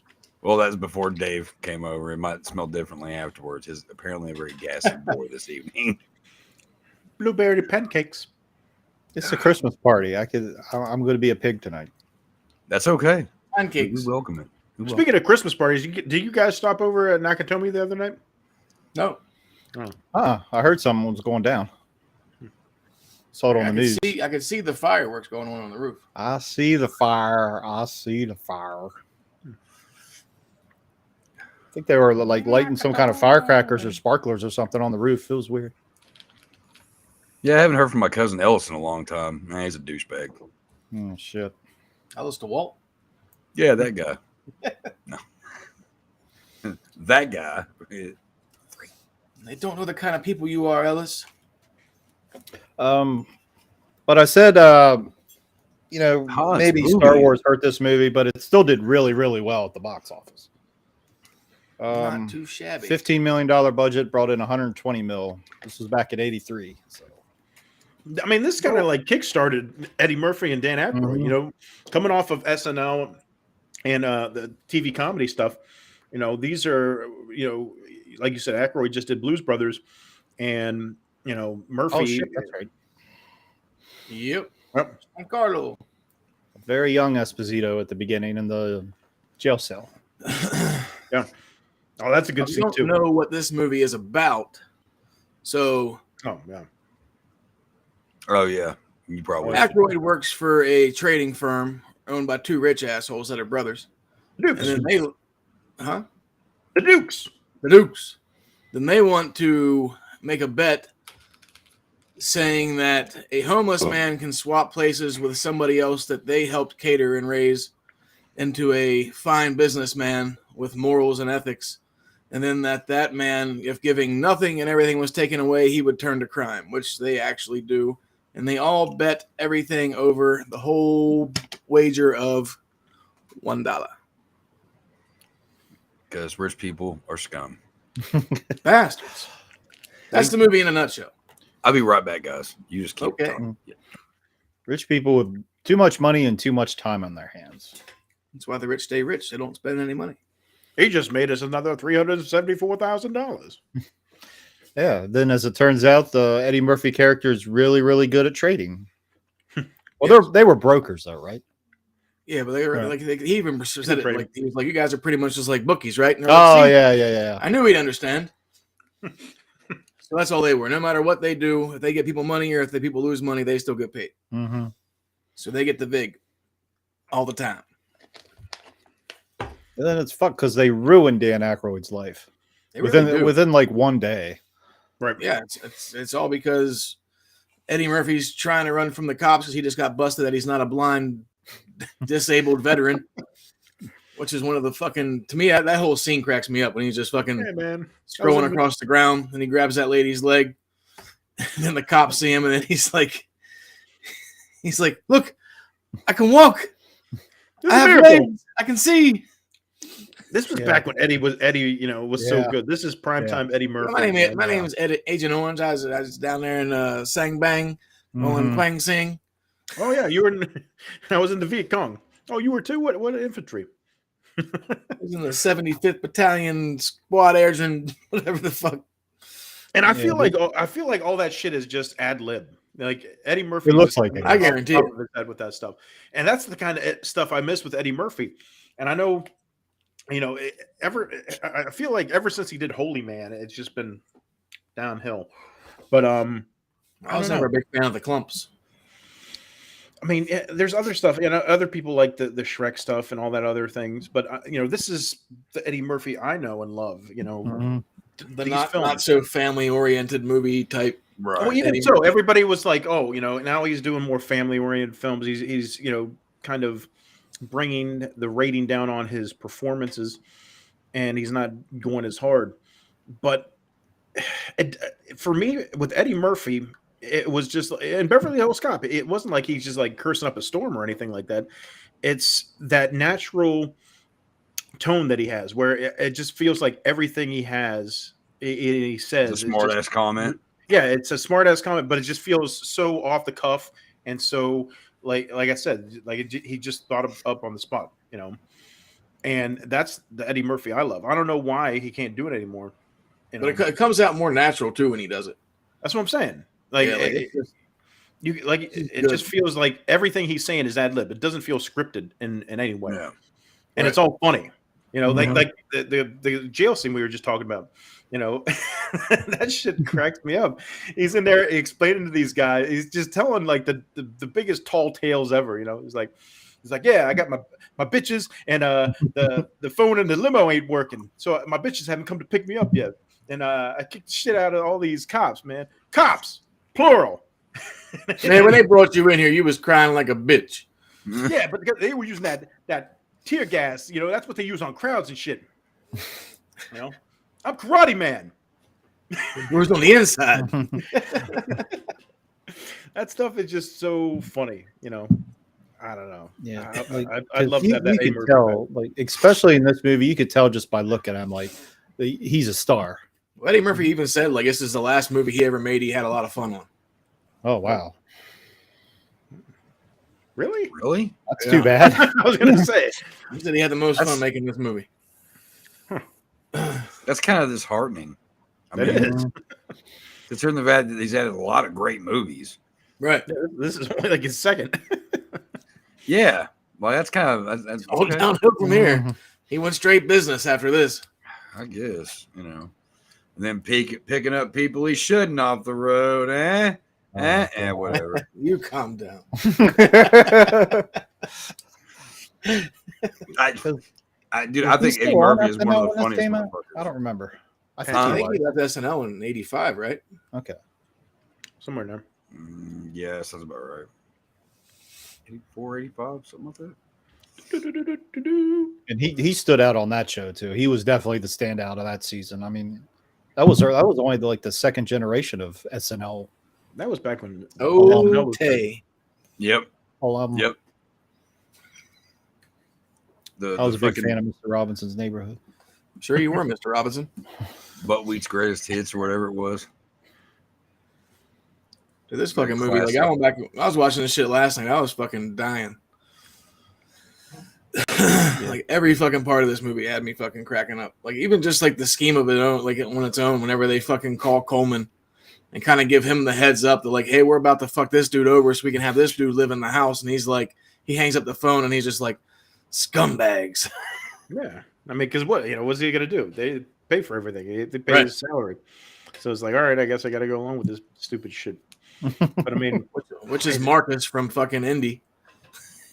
That looked like he aged 10 or 15 years between these movies. Who? The guy that played Marcus and Indy and the Coleman in this movie. Oh, yeah. I always forget his name for some reason. He's another one I recognize his face, but I don't know the actor's name. He was in a movie years ago, I do believe. Obviously, it was years ago. Denholm Elliott. That had it was him. Because you're talking about the skinnier older gentleman, right? In the movie. Yeah. Okay. Plays the butler. Yeah, he was in a movie years ago, and I can't remember the name of it, but it had what's his name? Steve Guttenberg, and it was like a horror comedy or whatever, where it had to do with like a castle or some shit. Oh, High Spirits? No, is that what it was called? Maybe. I don't know. I was very little because he used to come on HBO all the time. Yeah, but I always remember. I'm pretty sure it's that same guy. Police Academy. On the cover, it's like Steve Guttenberg and the woman, and they're floating on like a bed or something. Mm-hmm. Okay, yeah, that's it. Yeah, I think it's pretty called. Sure that's it. Yeah, one of those movies I always ended up watching when I was like not supposed to be watching HBO. It's supposed to be in bed. Yeah, been there. That's how I learned about what Taxi Cab Confessions was at 9 years old. Oh wow! No, you're mixing up Peter O'Toole with this guy. Ah, okay. See, that's why, because I can remember the name. Yeah, Peter O'Toole. Yeah. So it's not the same guy. No. Is he not in this? Okay. No. Okay. Well, then I was completely wrong, and strike it from the record. Carry on. We need to start pre-taping this shit. No, it's part of the fun, motherfucker. It's all in fun. Nothing can go wrong if you're live. That's the saying. Wait, what? You just ripped ass earlier. My girl likes to party all the time. Party all the time. Go and get it. It's Chris. Michelle Trachtenberg. How you doing? Can't forget Paul Gleason as Mr. Beeks. Oh, yeah, the villain. Beeks. The old Beekster. I really need to watch this movie. Because he was just in a Breakfast Club, and what was the other movie? I forget. He's in a lot of shit. Well, anyway, he was. Who was he in Breakfast Club? Every time he goes, yeah. He's also in Die Hard. Oh, that's right. Yeah, that's the other one. That's right. That's what we said. That checks out. And they're shooting at the lights. Shooting out the lights. They're shooting out the lights. Hope you know what I smell what you smell what you be shoveling or whatever the fuck he says. I'm gonna knock something over. What was I talking about? I had something going there, but I lost it. Paul Gleason. Oh, I always bust out laughing every time there with that part of the train when he goes, "You fucking weirdos," because it's so ridiculous. He knows, he has to know because he set these people up before. He was part of putting Winthorpe in jail. So like, how can you not, with the ridiculous costumes, all these people are coming in, and how he figured he has to know like almost immediately. I don't know why he's even entertaining the thought until he pulls the gun out. And he's like, I'm done with I'd this. entertain it a little bit with Jamie Lee Curtis. I'm from Sweden. Yeah, Old topless. I would at least eat some of that beef jerky. Oh, Right. Beef jerky time. beef jerky time. You mean literal beef jerky? Beef jerky time. Is it the only film that Aykroyd and Eddie Murphy did together? Yeah. That's crazy. Which is weird, right? Yeah. It was originally supposed to be Richard Pryor and Gene Wilder. That would have been good. But because They they had a different title name, but we won't go into that. What was the different title name? Or can we really not talk about it? I mean, we can. It's just not good. Black and white. That was my reaction. Really? That was the alternate title of the Trading Places? Yeah. That was the original title. Given the time period, and that doesn't surprise me. I don't think if that movie was called Black and White, I don't think it would have half the impact that it has now. It wouldn't have mattered back in '83. No. Back then it wouldn't have, but now, I mean, like, because I know a lot of people who love this movie, who like see this as one of the greatest like comedies of all time. I don't know if it would have that same pull if it was called that. A title means a lot. I don't think anybody would have minded. I don't know. I mean, dude, I would have loved. Nobody. I mean, That would have been good. Actually, and that didn't. You got Dan Aykroyd doing blackface. In '83, and Right. nobody batted an eyelash until the last 10, 15 years maybe. Oh, I'm very well aware of that one. But the thing is, I mean, I don't know what the fuck I was gonna say, but I want to comment on that though. I have thought that same fucking thing. Why didn't Eddie Murphy and John Candy ever get to do a movie together? Why didn't Eddie Murphy and Dan Aykroyd do more movies together? They could have been another Gene Wilder and Richard Pryor. It would have made sense. What I don't know, maybe they wanted to be their own stars and not be a comedy duo. I mean, I don't know how that affected. Yeah, I don't know how that affected Wilder and Pryor. I feel like they had a blast working together. What was the movie that Dan Aykroyd did with Gene Hackman? Where like Dan Aykroyd play, you know what I'm talking about? Where it's like there's like a bunch of furries basically that get killed at the beginning of the movie. Loose Cannons. Fucking how long did that movie come out after Trading Places?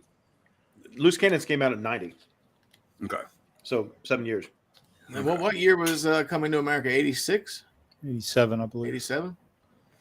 And then he brought back Bellamy. 88. 88. Sorry, He brought back Bellamy and Amache for Coming to America because of the two bums. And then That little playing the cameo. same That's character. cool little throwback. Yeah, I love that scene. Mortimer, we're back. We're back. Coming to America is a good one. I Coming to never saw America is this. a good one. The second one is You're wrong. completely horrible.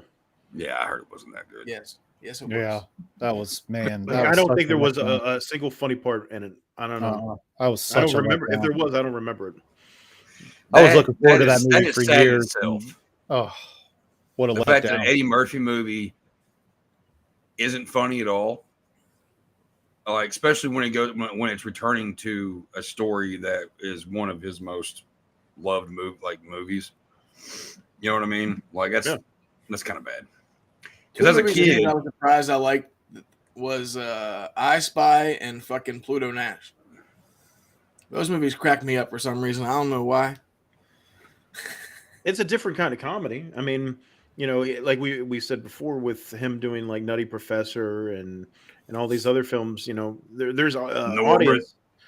Yeah, there's an audience that loves that shit, and I don't know. It's just not my type of comedy. You know, like I said, this is my Eddie Murphy. You know, back in the mid '80s, and it's just that ad lib off the cuff. Sorry, what's up? Sorry, this comment. Another classic slain by Amazon. Same thing as Borat. Are you saying Borat's a classic? I'm trying to figure out how do you. Because Coming to America 2 was Amazon release. Yeah, I like how Netflix has their own stuff. Okay, because Borat was shit, and anything that guy does is crap. So I hate that fucking guy. And I think the second Borat film came out on Amazon. Yeah, it was straight Amazon.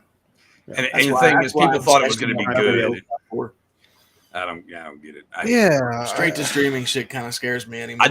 I did love him in Sweeney Todd, though. He got his throat slit, and that was kind of nice. Sweeney Todd. Oh, we just came back to it. Yeah. The Demon Barber of Fleet Street. I do love that movie. That's a good movie. I hate musicals, but that's a good one. Some of those songs are actually pretty catchy. Whatever. We're not talking about that right now. Speaking of going back to Trading Places, whenever he offers Coleman some beef jerky, he's like, beef jerky? And he's like, oh no, it gives me massive wind. He's like, ooh. It does too. Like, just that reaction fucking cracks me up. I'm feeling it. Just like the subtlety. Just like, ooh. It's like, no. Dave's getting the meat sweats over there. We might have to take a break for one of our sponsors here in a little bit. We have one of those? No. Beef jerky time. Nope, not at all. No one's paying us yet. We pay ourselves. We do this for fun. We just like hanging out with y'all. You better calm yourself, guy. Two hungry comedians, man. Eddie Murphy. You got Aykroyd, like a year later, he's in Ghostbusters, man. Yeah. This is it, man. Oh, such a good time. Eddie Murphy is... I mean, I hands down, like, I mean, he's still, even though his... I couldn't imagine him doing a fucking stand-up special now or doing something like that would be that good. But I wouldn't mind seeing it as long as he was unfiltered. But he's talked about doing another stand-up, but it just never happened yet. Yeah. Because, I mean, like, he is one of the greatest comedians, though. I mean, Raw, and then what was the other one? I've got them both, and I can't remember Hilarious. Which one. Hilarious. Yeah. Like, both those are fucking hilarious. Aside from his attire. But because his attire is really ridiculous too. I think that's one of the reasons why he wore it. But yeah, like you can't beat. Again, I haven't seen this movie in fucking years, but I do remember certain things about it. But just Eddie Murphy and Dan Aykroyd alone. I mean, those guys both like. It was like time. After this movie, they they completely blew up. I mean, like they're the things that we know them for just happened like boom, boom, boom afterwards, you know. And Eddie Murphy being who he is, honestly, I haven't liked much of what he's put out in a long time. That's what I was saying. I was just saying it before. Like as soon as he did Holy Man, it was downhill. I mean, I liked Life. Life was good. There might be a couple others. That I remember him saying he wanted to do more family-oriented films once his kids were younger, and that's why he started doing that. Daycare and shit. That changed it. But like I was saying, and that's a lot of actors too, though. But I mean, I get that, but at the same time, I don't know, like you don't have to go out and be Eddie Murphy raw or delirious. You can be Eddie Murphy from Beverly Hills Cop, where you're just doing off the cuff humor where it's kind of adult humor, but it's not like crazy. Fuck you, Eddie. You know, shit. Yeah.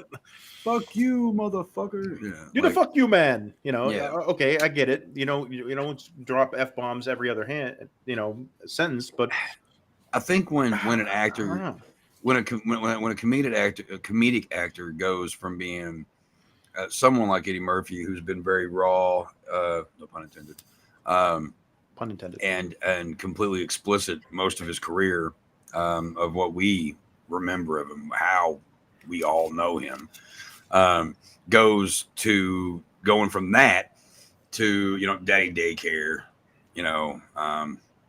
and what was that fucking Nutty Professor and all that shit, Haunted Museum or Haunted mansion, and all that kind of thing. I think once you go over to that level of like, okay, now you're in family movies.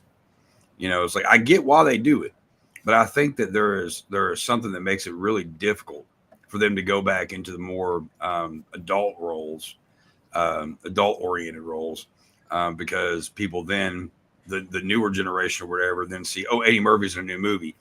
Can't be that bad. And, you know, a conflict of interest, I guess, maybe. You know what I mean? Like, but, you know, I would love for him to come out and do another, because I know Beverly Hills Cop, Axel F. I don't know why they thought that's a good title. That's a horrible fucking title.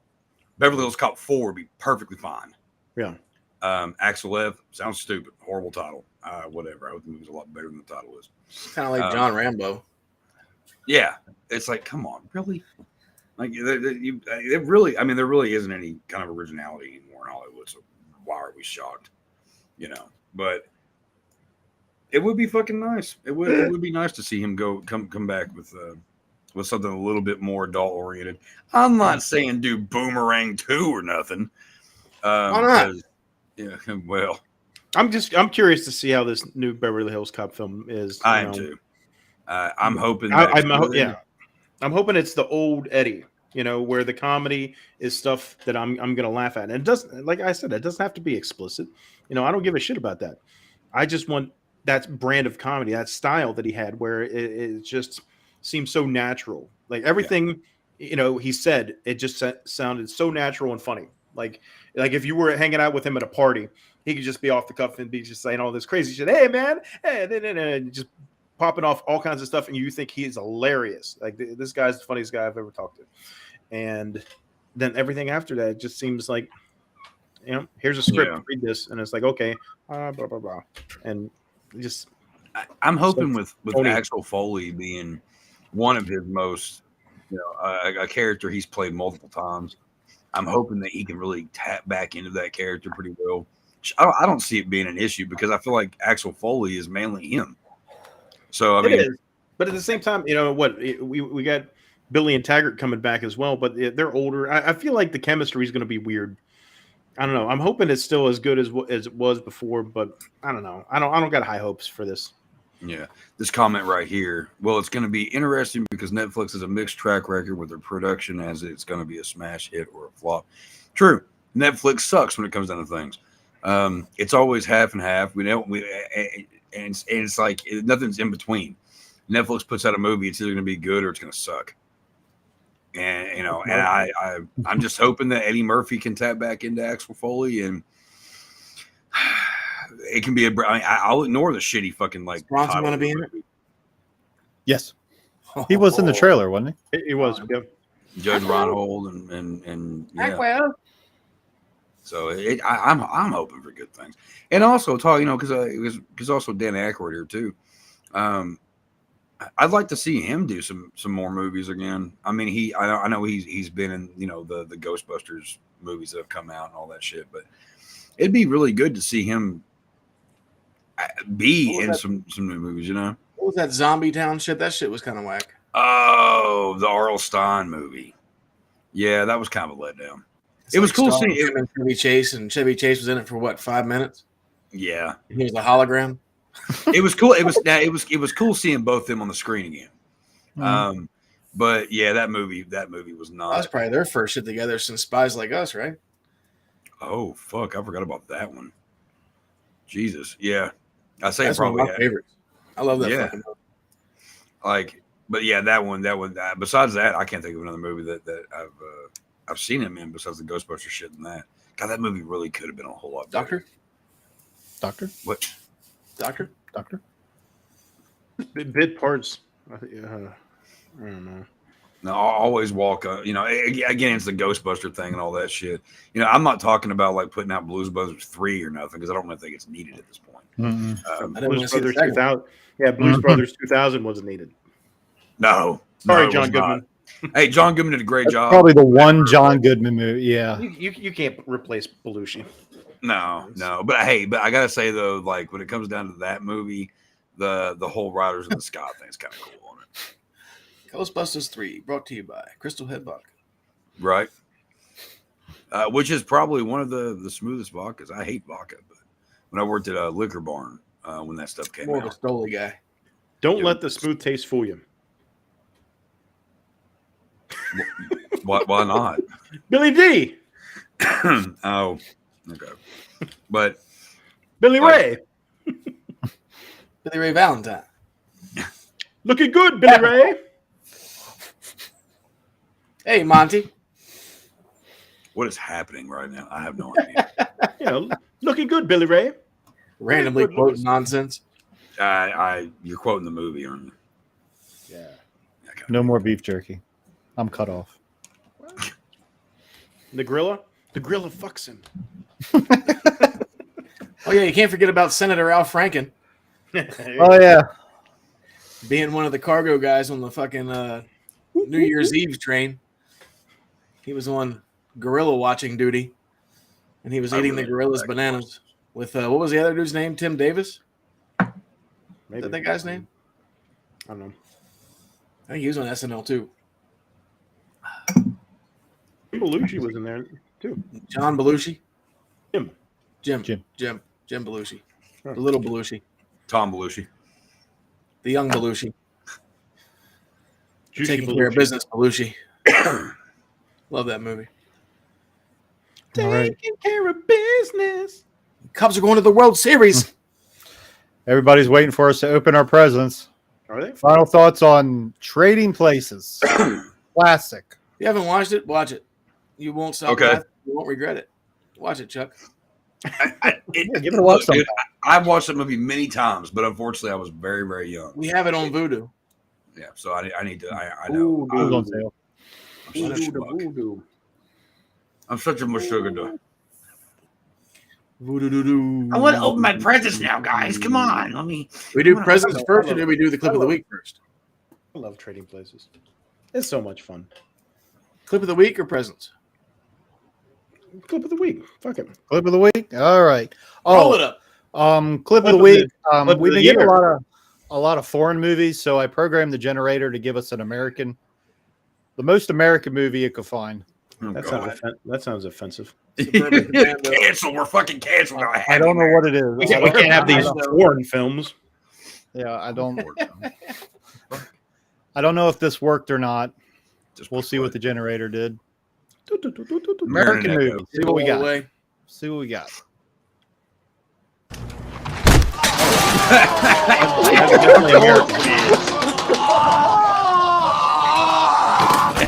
Did you hear something break? Yeah. I heard this like crack. I thought it was a cup. Oh my! Is that the hardest you've ever hit someone in the ding ding? God. Oh yeah. Because I never hit somebody in the ding ding on purpose. He wasn't even wearing a cup when he got hit just then. No, he was. Oh my god! That was Go a cup figure thing. though. It would play Jackass, the most American thing. You know. Yeah. That's a nut sting. That motherfucker, dude. That motherfucker. I don't know why. I mean, he always gets the shit. Always. Because he's the one willing to do it. Yeah. At least he ain't that All right, one let's guy get this that ball poops on rolling. everything. Chuck, you're up first, You're up. guy. All right. Because he can't wait. Hey, which one? Which one is it? Go ahead and open the one you already pre-opened. All right. This is the one. Okay. Now again, Yeah. it is open. I did not look into it after whatever. Sure. You all know the backstory of this shit, so I can just. Welcome to the party, pal. Sure. I see Michael Myers.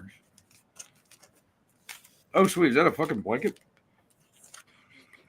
His cigarette lights it on fire. Hell yeah. Let me pull this motherfucker out of here. Hell yeah, this is awesome. Yeah.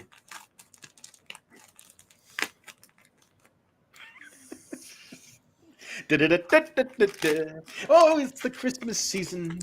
Oh, the day after Christmas, and Chuck's opening his gifts. Oh my gosh.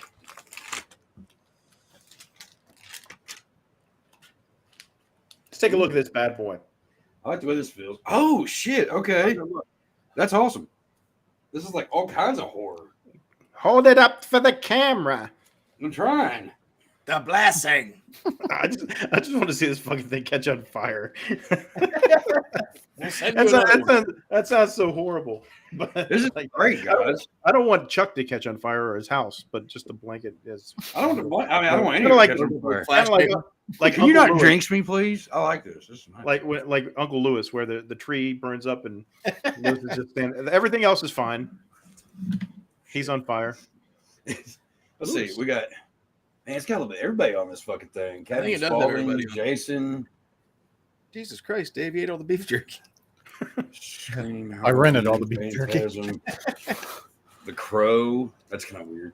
Who are the strangers? There's all kinds of people on this shit. That's pretty fucking cool. Thanks, guys.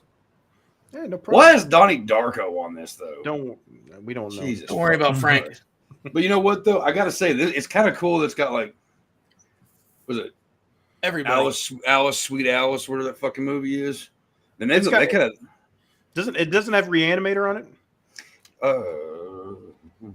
Does it have Elvira? I couldn't remember. got Elvira's on it. I think it was kind of like the same thing as my poster that I have. Yeah, they've got. I mean, it's got fucking a lot of people. I mean, obviously Freddy. Oh shit, it's got Duder from Trick or Treat and the Puppet Sam? Master guys. Sam or Ragnar? Yeah, Which trick or Sam. treat are we talking? I'm trying to see Because the traditional trick or treat everybody else loves is not mine. Trick or Treat. It's not the OG. See, I'm not. I love the one with Sam. I'm not saying I don't like it. I'm just saying whenever I think trick or treat, I think of the one with Skippy from It's got Family Ozzy playing a preacher in it. Yeah. Gene Simmons playing a DJ. Yeah. Oh That's yeah. that's my trick or treat. The fact that this blanket has Phantasm right in the middle of it makes me happy. This is cool, guys. Thank you very much. Thank you. Oh, I you're feel welcome. bad because I didn't get. Oh yeah, Reanimator right here, right next to Norman Bates. There you go. There you go. Nice. What's in the other pack? It's even got old Kiefer Yeah, how was Sutherland that? Lost- What? What is it? What did you just pull out, Chad? I'm taking my belt off. Oh, Let me just whip this out. I was like, what is he doing? What is this, man? Oh yeah, I remember that. I remember that, doggy. What was that? We helped them find that Trick or Treat movie. Okay. yeah. Mhm. Do you want me to go ahead and open this one too, or wait? Yep. Yes. You'll- Do it now? Or you want to save that? Huh? You want to save it? We gotta see this reaction. Okay. I might. Give me just a second. Just don't fuck it up and then just put it back in there. You'll find out why. Okay. Be careful. Be careful opening. But you got to see his reaction. So we ain't gonna see the. I thought you might want to save it till last. Oh, we can do that too. All right. What is Does it? somebody else want to open? Yeah, you hold off on that. And we'll come back to you and let you open that one. Okay. Dave, you want to go or what? Sure. Let Dave go. I'm gonna go ahead and just chip a little bit here. You're gonna start with the little one first. Top first. What could it be? We got multiple presents this year. We apparently we were on the nice thing. Oh, Uh-oh. You got to pop out of Dave. it's a tutor. Got a tutor. What for math? It's a fart machine. Oh, a tutor. I thought Perfect. a tutor. Perfect. It is. That's great, man. Thanks. Is that what that was earlier? I thought that was the beef jerky. It must have been the I'll cut tutor. that open while you open the other one. Oh, The look on Chad's face, so I'm Wait, pretty sure that was. is he going to open it? How many presents do you got, Chad? The other ones didn't come yet. No, I mean, how many do you have for you? Just one. Okay. so you should go next. Hold on. Let me find my scissors. I hope everybody had a great Christmas. You know, all the viewers out there. I am now. This is fun. This is always. We good should do this time. every week. Okay. What could it be? Who's it from? Doesn't say on the front. Huh? Who's it from? Billy. Santa? What's the tag say? Billy. St. Dick? To Chad Ming from St. Dick. Try, man. Chad Mang.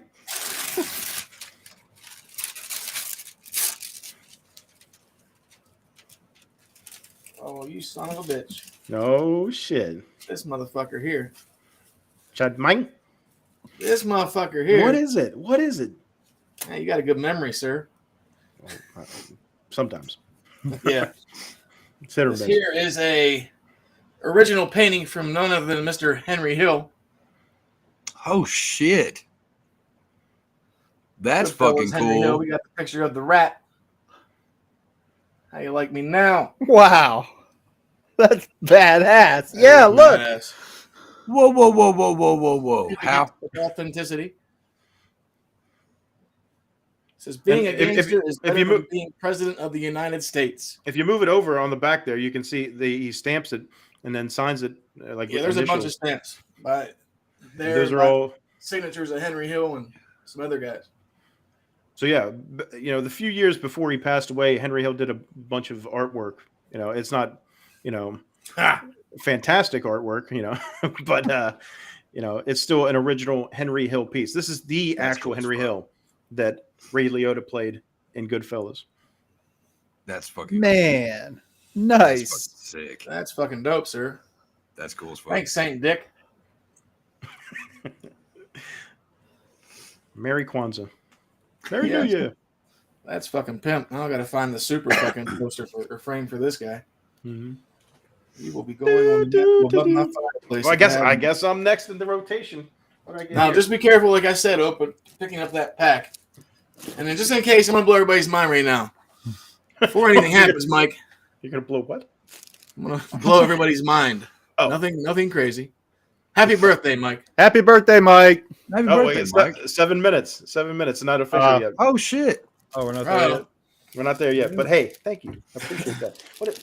The guy wrapped his goddamn cat. It's lime jello. You wrap your Jello, man?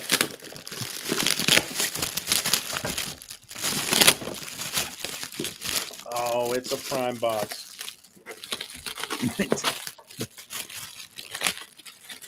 Joy to the world.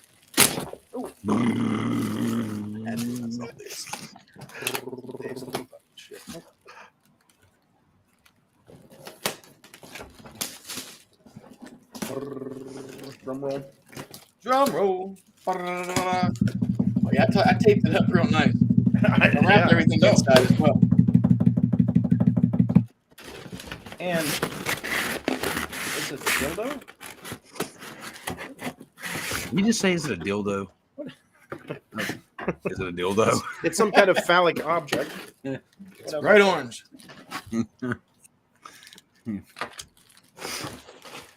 And it's got parts. Buttercream. You can get some cupcakes for your birthday. Hell yeah. Birthday cupcake. I got. It doesn't matter how old you are. That's I still great. love popping these. Same. What is this? All kinds of goodies. This is a chock full. What is this? Is this open? Oh, it's taped. Oh, look at this. Oh, shit. You're a certified prince. I'm a prince. Film star. Nice. This means I'm a prince. And these are cupcakes. and this is something else. Shut up your ass. I don't know. Oh, is this one of those cool enema things? Yeah. Cool anima things. I don't think anybody ever says it like that. Some of those awesome anima things I got. One of those forever. Feeling a little clogged. Let's take a look at this.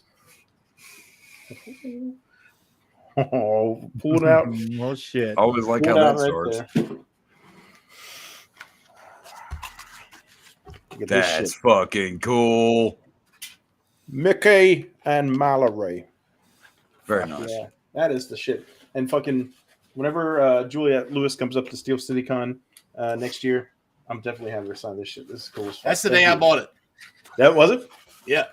Oh, this is fucking perfect. I love this shit.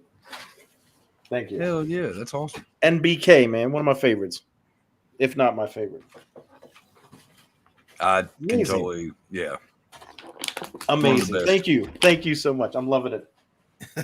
Like McDonald's. You're gonna shit later. Like the Marik. I'm gonna eat these cupcakes and shit them out. Hell yeah. All right. So then will Dave we round rotate two. back? Dave round 2.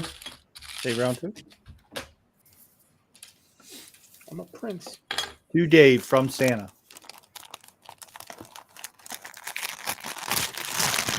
Not Satan. This is gonna be one of those cool anime things, isn't it? No, this is gonna be cool. Oh!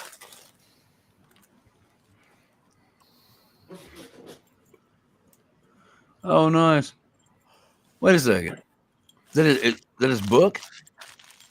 Arnold's It's the new Arnold Schwarzenegger book. Be useful. Okay. And hold that back up, Dave. Does that say sign? Yeah. Is that signed by Arnold? It's signed by Arnold Schwarzenegger himself. I called up the man. And I said, Arnold, you have to sign this book for my buddy Dave for Christmas. He was like, yeah, no problem. Yeah. That's awesome. Should you open it? I don't know. I guess I'll just take his word for it. You can open it. There's just a piece of tape so it doesn't slide out. Or you just keep it in there and then you just buy another one to read. Could do that. Yeah, you don't read that one. No. Arnold fucking signed that shit? Man. The Arnold. Terminator. The Terminator, yes. He held that, Dave. And he signed that shit. The Arnold. That's pretty cool. Boom. That's cool. Hell Thanks, yeah. guys. Welcome, sir. Merry Christmas. That's awesome.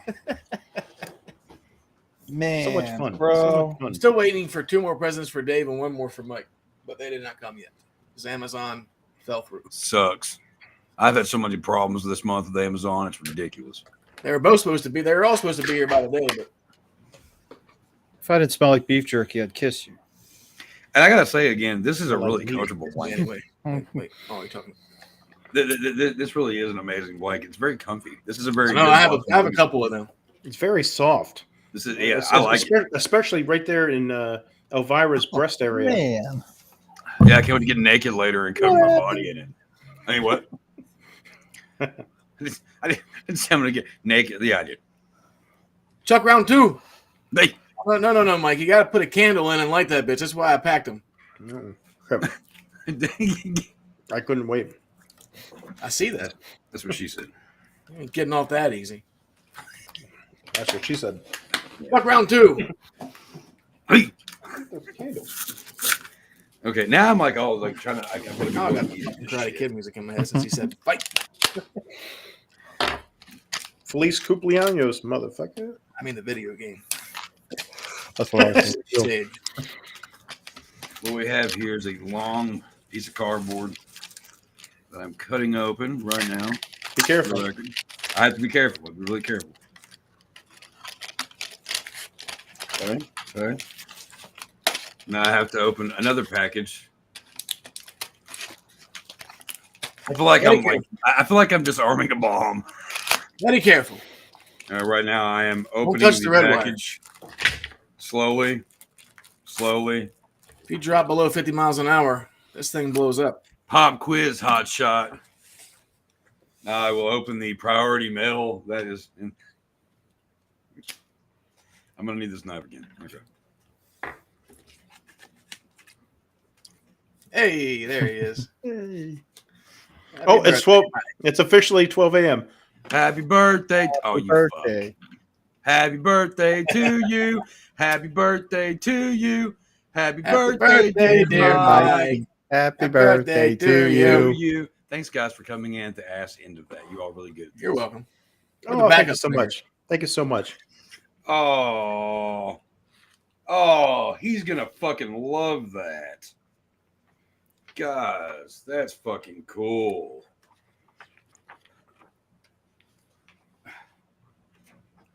He's gonna love that. You got. So who signed that? Is that? Oh, wait, is that Matthew Lillard that signed it? Yep. Mm-hmm. That's. Yeah, he's gonna fucking flip when he sees it tomorrow. Hell yeah! Thanks, guys. Yep, it's the official Five Nights at Freddy's poster signed by Matthew Lillard, who plays Afton in the film. That's cool.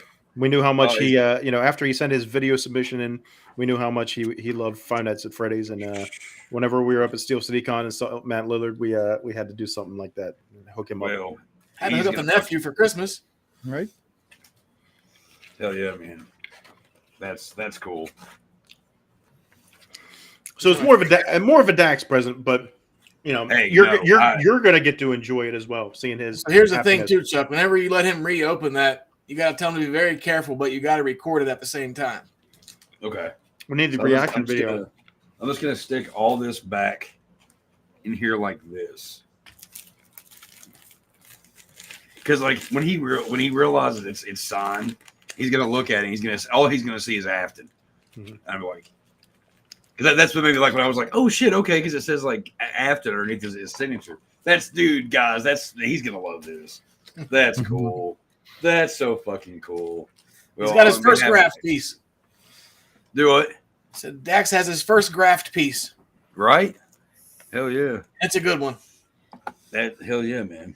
I'll tell you, that kid, I will say this though, that kid has got such a plethora of autographs because of his Uncle Jason. Because he meets fucking everybody. And he doesn't even know half the fucking people that he's gotten autographs from yet. This one right here may make his head explode. Like we got a video of him actually. You can actually see on the video where he's writing to Dax. Oh, sweet. So we'll send that over to you as well. Hell yeah. No, yeah, definitely do, because he'll love that too. Especially if he actually sees it,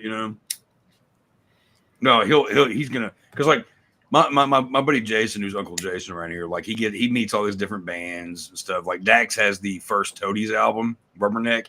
The entire band has signed that to him. Like he has all these albums and all this stuff. He doesn't even, like Kane Hodder signed a big poster for him. He doesn't even really realize how cool that is yet.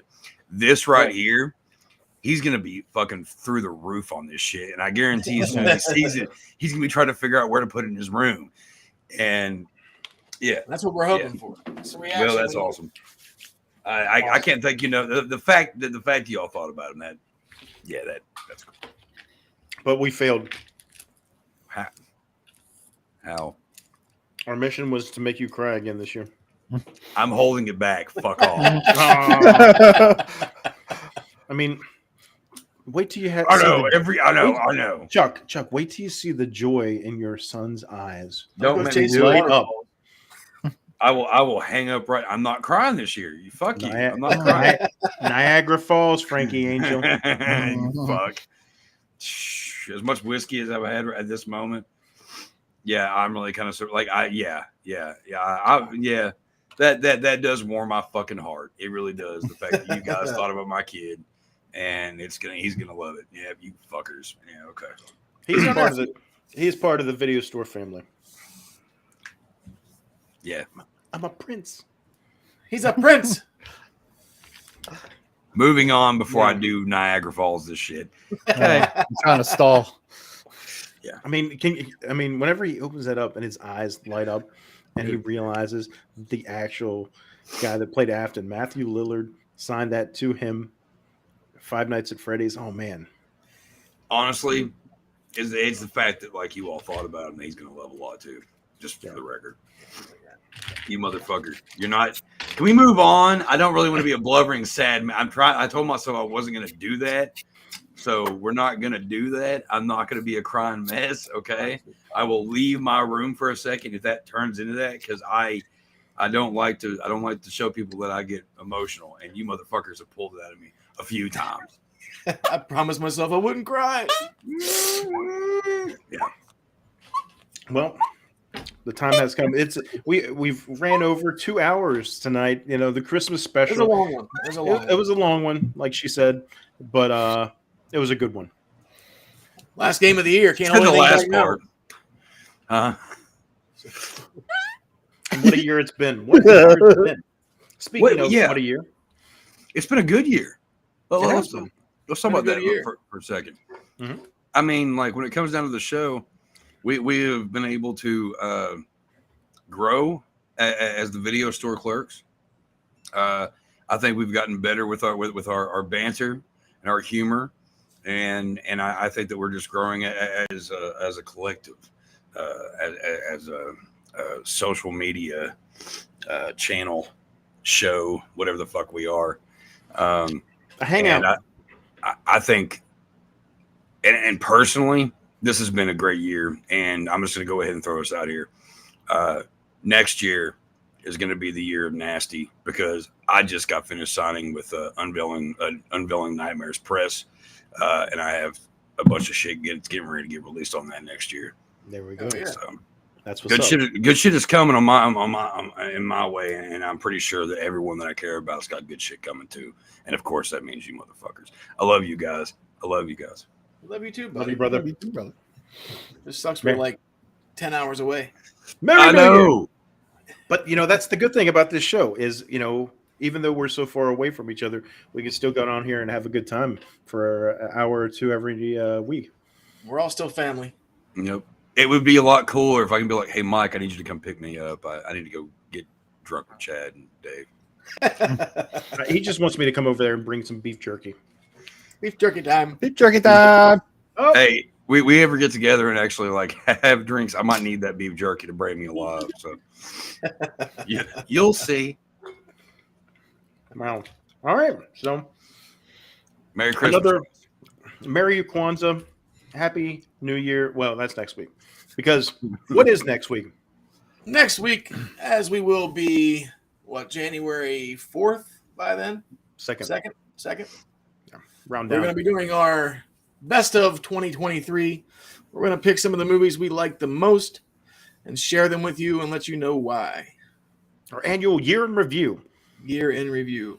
Like we said, we've been picking things up here. We've been changing some things up. We're getting more familiarized with each other, as we always do. And then we're starting trying to get some new intros and everything, because coming also in January is our 100th episode. Right around the corner. So we're trying to do something special. It's kind of rough thinking about this kind of shit. But There's so much. We're still not quite there yet on what we're going to do for our 100th episode. But it should be a good time, as always. And you all have a safe and happy New Year. Merry Christmas.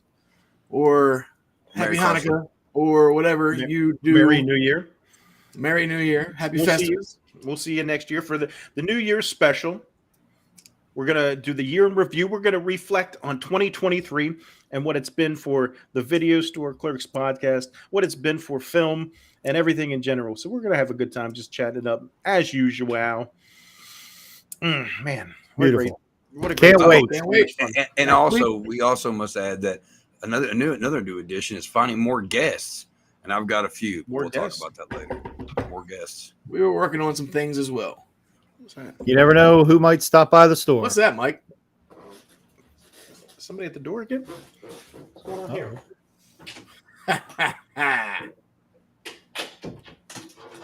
Santa Claus stopped by a day later. Another present? Yeah. I thought you only sent me the one. What is this? A tin of popcorn. A tin of popcorn? Oh, that's cool. I love popcorn. It says to Mike from Billy. From Billy. That's weird. Billy Hoyle. Whatever. Let's crack this open. Jump. Please be flesh cookies. Please be flesh cookies. What? Flesh cookies? What is this? Fleshlight? Is this a joke, guys? No, flesh cookies. Like Billy. What is this?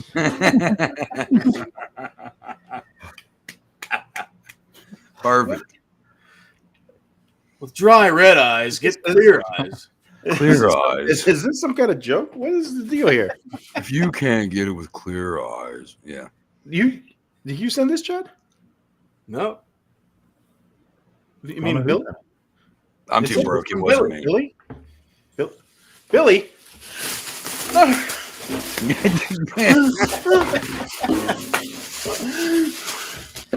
Good night, everybody.